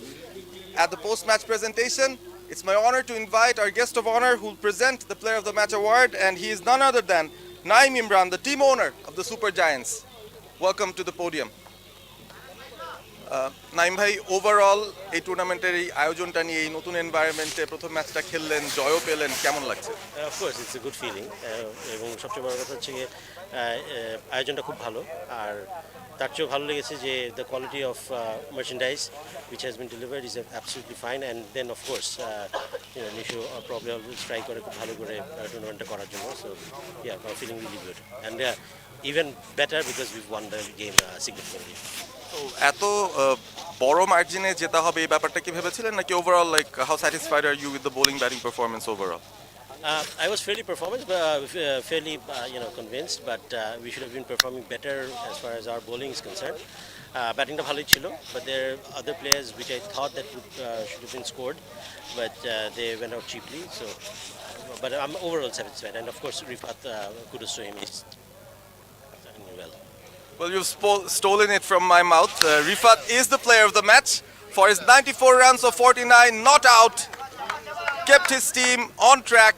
He is the player of the match and will receive the award from Mr. Naim Imran, the team owner of the Super Giants. Congratulations, Rifat.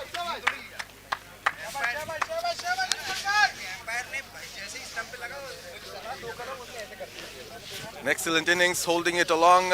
Rifat, অনুভূতিটা তো জানাবেনই, এবং সেই সাথে আসলে এই নতুন এনভায়রনমেন্টে যখন toss জিতে আগে ব্যাটিংয়ের সিদ্ধান্ত নিয়েছেন, সাধারণত সকালে একটু কঠিন হতে পারে, বাট সেই ব্যাপারটা খুব ভালো কন্টেন্ট করেছেন মনে হলো। আমাদের ব্যাটিং অর্ডারটা বরাবরই খুবই ভালো ছিল, আর আজকে সুযোগ আসছে একটু শুরুর দিকে ব্যাটিং করার। আলহামদুলিল্লাহ ভালো হয়েছে, একটা ভালো স্টার্ট হয়েছে। শুরু থেকে কি আইডিয়া ছিল যে আপনি শেষ পর্যন্ত ইনিংসটা টেনে নিয়ে যেতে চান? আমি ওইভাবে চিন্তা করি না, যেহেতু শুরু দিকে নামার সুযোগ হয়েছে, তো আমি চিন্তা করতেছিলাম 12 ওভার খেলতে, একটু ভালো একটা স্কোর আনতে। যখন দেখলাম একটা বড় স্কোর হয়ে যাচ্ছে, দেন চেষ্টা করতে পারি। আলহামদুলিল্লাহ আমি শেষ করতে পেরেছি। শেষ ওভারে এমন একটা পরিস্থিতি হয়েছিল আসলে হয়তো একটা বল হাতে পেলে সেঞ্চুরিটাও হয়ে যেতে পারতো, সেটা নিয়ে তো আক্ষেপ নেই নিশ্চয়ই? আলহামদুলিল্লাহ, ইন ফিউচার হয়ে যাবে। All the best, Rifat. Congratulations. Rifat, the player of the match of match number 1. And that brings us to the end of the presentation. Stay tuned. We'll have another match coming your way.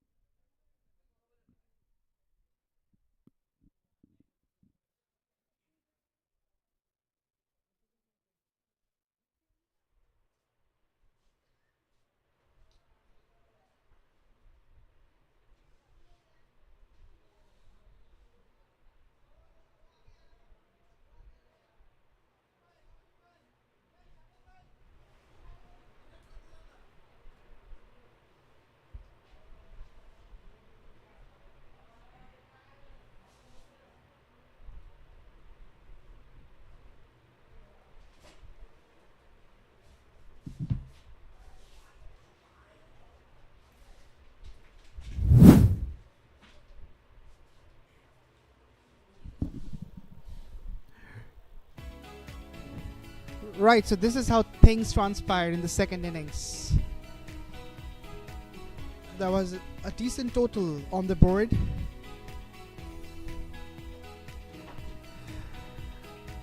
Super Giants, they had to defend 226. Of course, this was above their target. They were aiming to score something around 200. So they got more than enough runs on the board. Initially, some early jitters from the bowlers. Shohag struggled to find the right line. But the first over, at least the first couple of overs, completely belonged to Dhaka Indians. Alright. But before that, Super Giants, they posted 226. Some lusty blows all around the park, straight down the ground. Rahul bowled well in his first spell.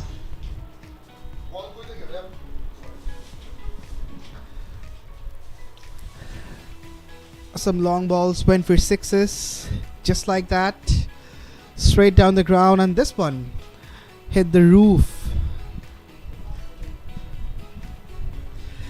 of the ground.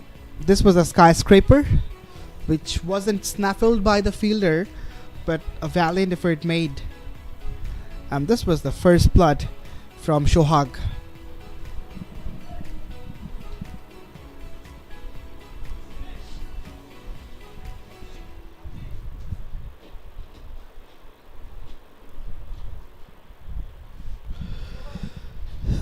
Some good driving strokes from the batters of Super Giants, especially Rifat, was absolutely top class.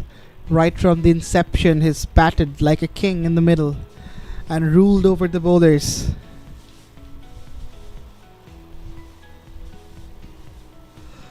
He seemed to be a very good puller of the cricket ball. Anything short, anything wide, he's taken the full toll of those deliveries.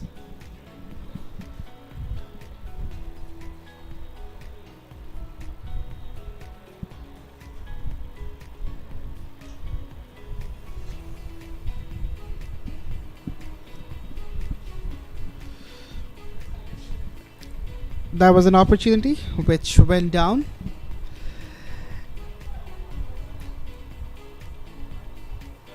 This was a short and wide delivery which wasn't struck as good as the batter would have liked to.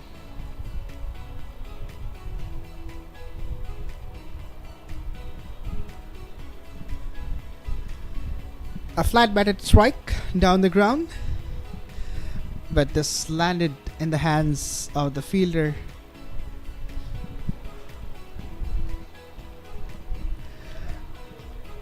A boundary afterwards,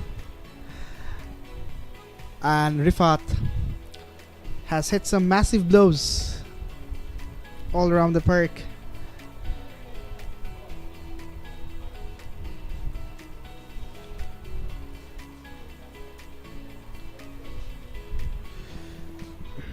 A boundary through backward point. Then the second spell of Hridoy wasn't really fruitful. He was expensive. The batters really toyed with him.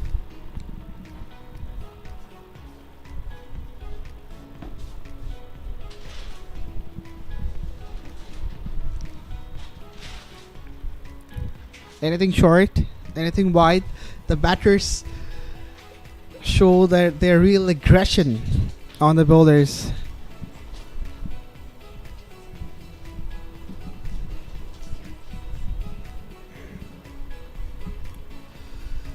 And this was the wicket of Syed Mustahid Hussain. The skipper had a partnership with Rifat, but fell in the trap of the bowler. And after that, it was Rifat who stole the whole spotlight.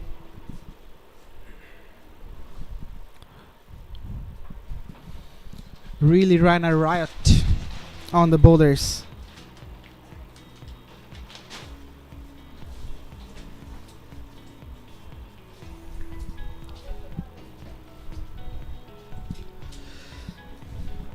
A catch taken in the deep by Rahul.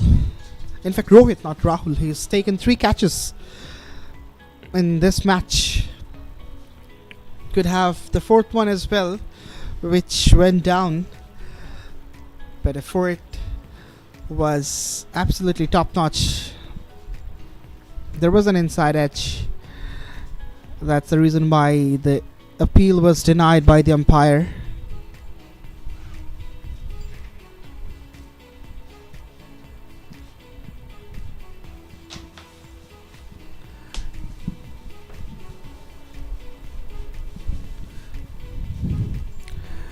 And some good hitting in the end by the tail enders of Super Giants. Rifat was at one end till the very completion of the first innings. Missed out his 100 that he deserved thoroughly.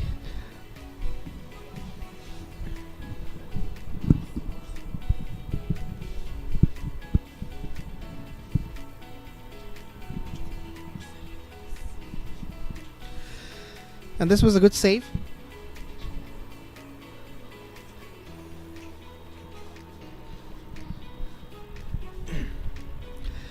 Inside edge. A streaky boundary for Rifat, and this was a mighty hit. And this was the missed opportunity I was talking about.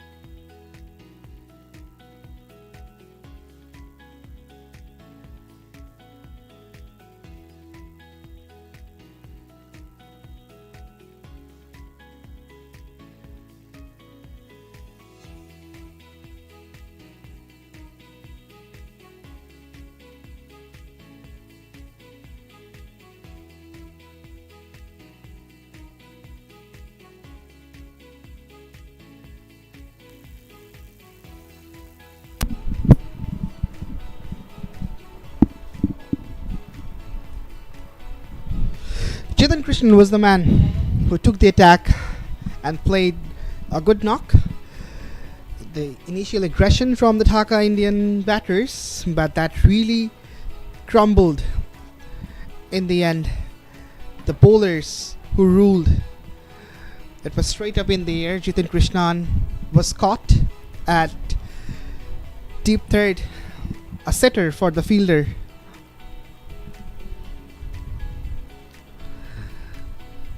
Some boundaries, and this was plumb. Imran Ahmed got the first wicket down the leg. The keeper dived and missed. A miss it. The fielder was prompt. Fariduddin Masood to pouch that. And this was through the cap.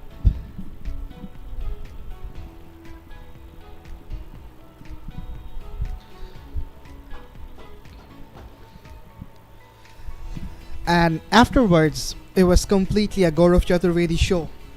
Wicket in the very first ball, couple of wickets in his first over. This was caught and bowled, and he's delivered a dream spell for any bowler in T20 format. Abhijit was the batter who was bowled by the spinner, and this was the ultimate wicket for Gaurav Chaturvedi. The batter was trapped in front. Easy decision for the umpire.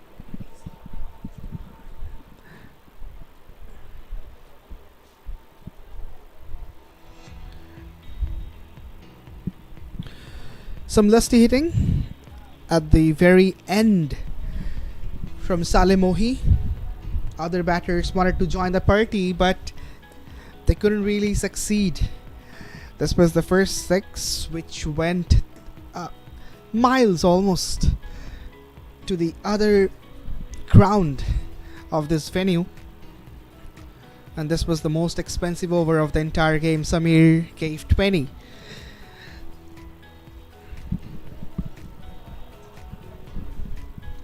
This was the six number 3 of Samir over. And afterwards, Saleh Mohi really tried to fight back. Was more comfortable with his sweep shots. Syed Mustahid came to bowl, but proven to be expensive. Tried out all the variation, spin, pace, medium pace, everything.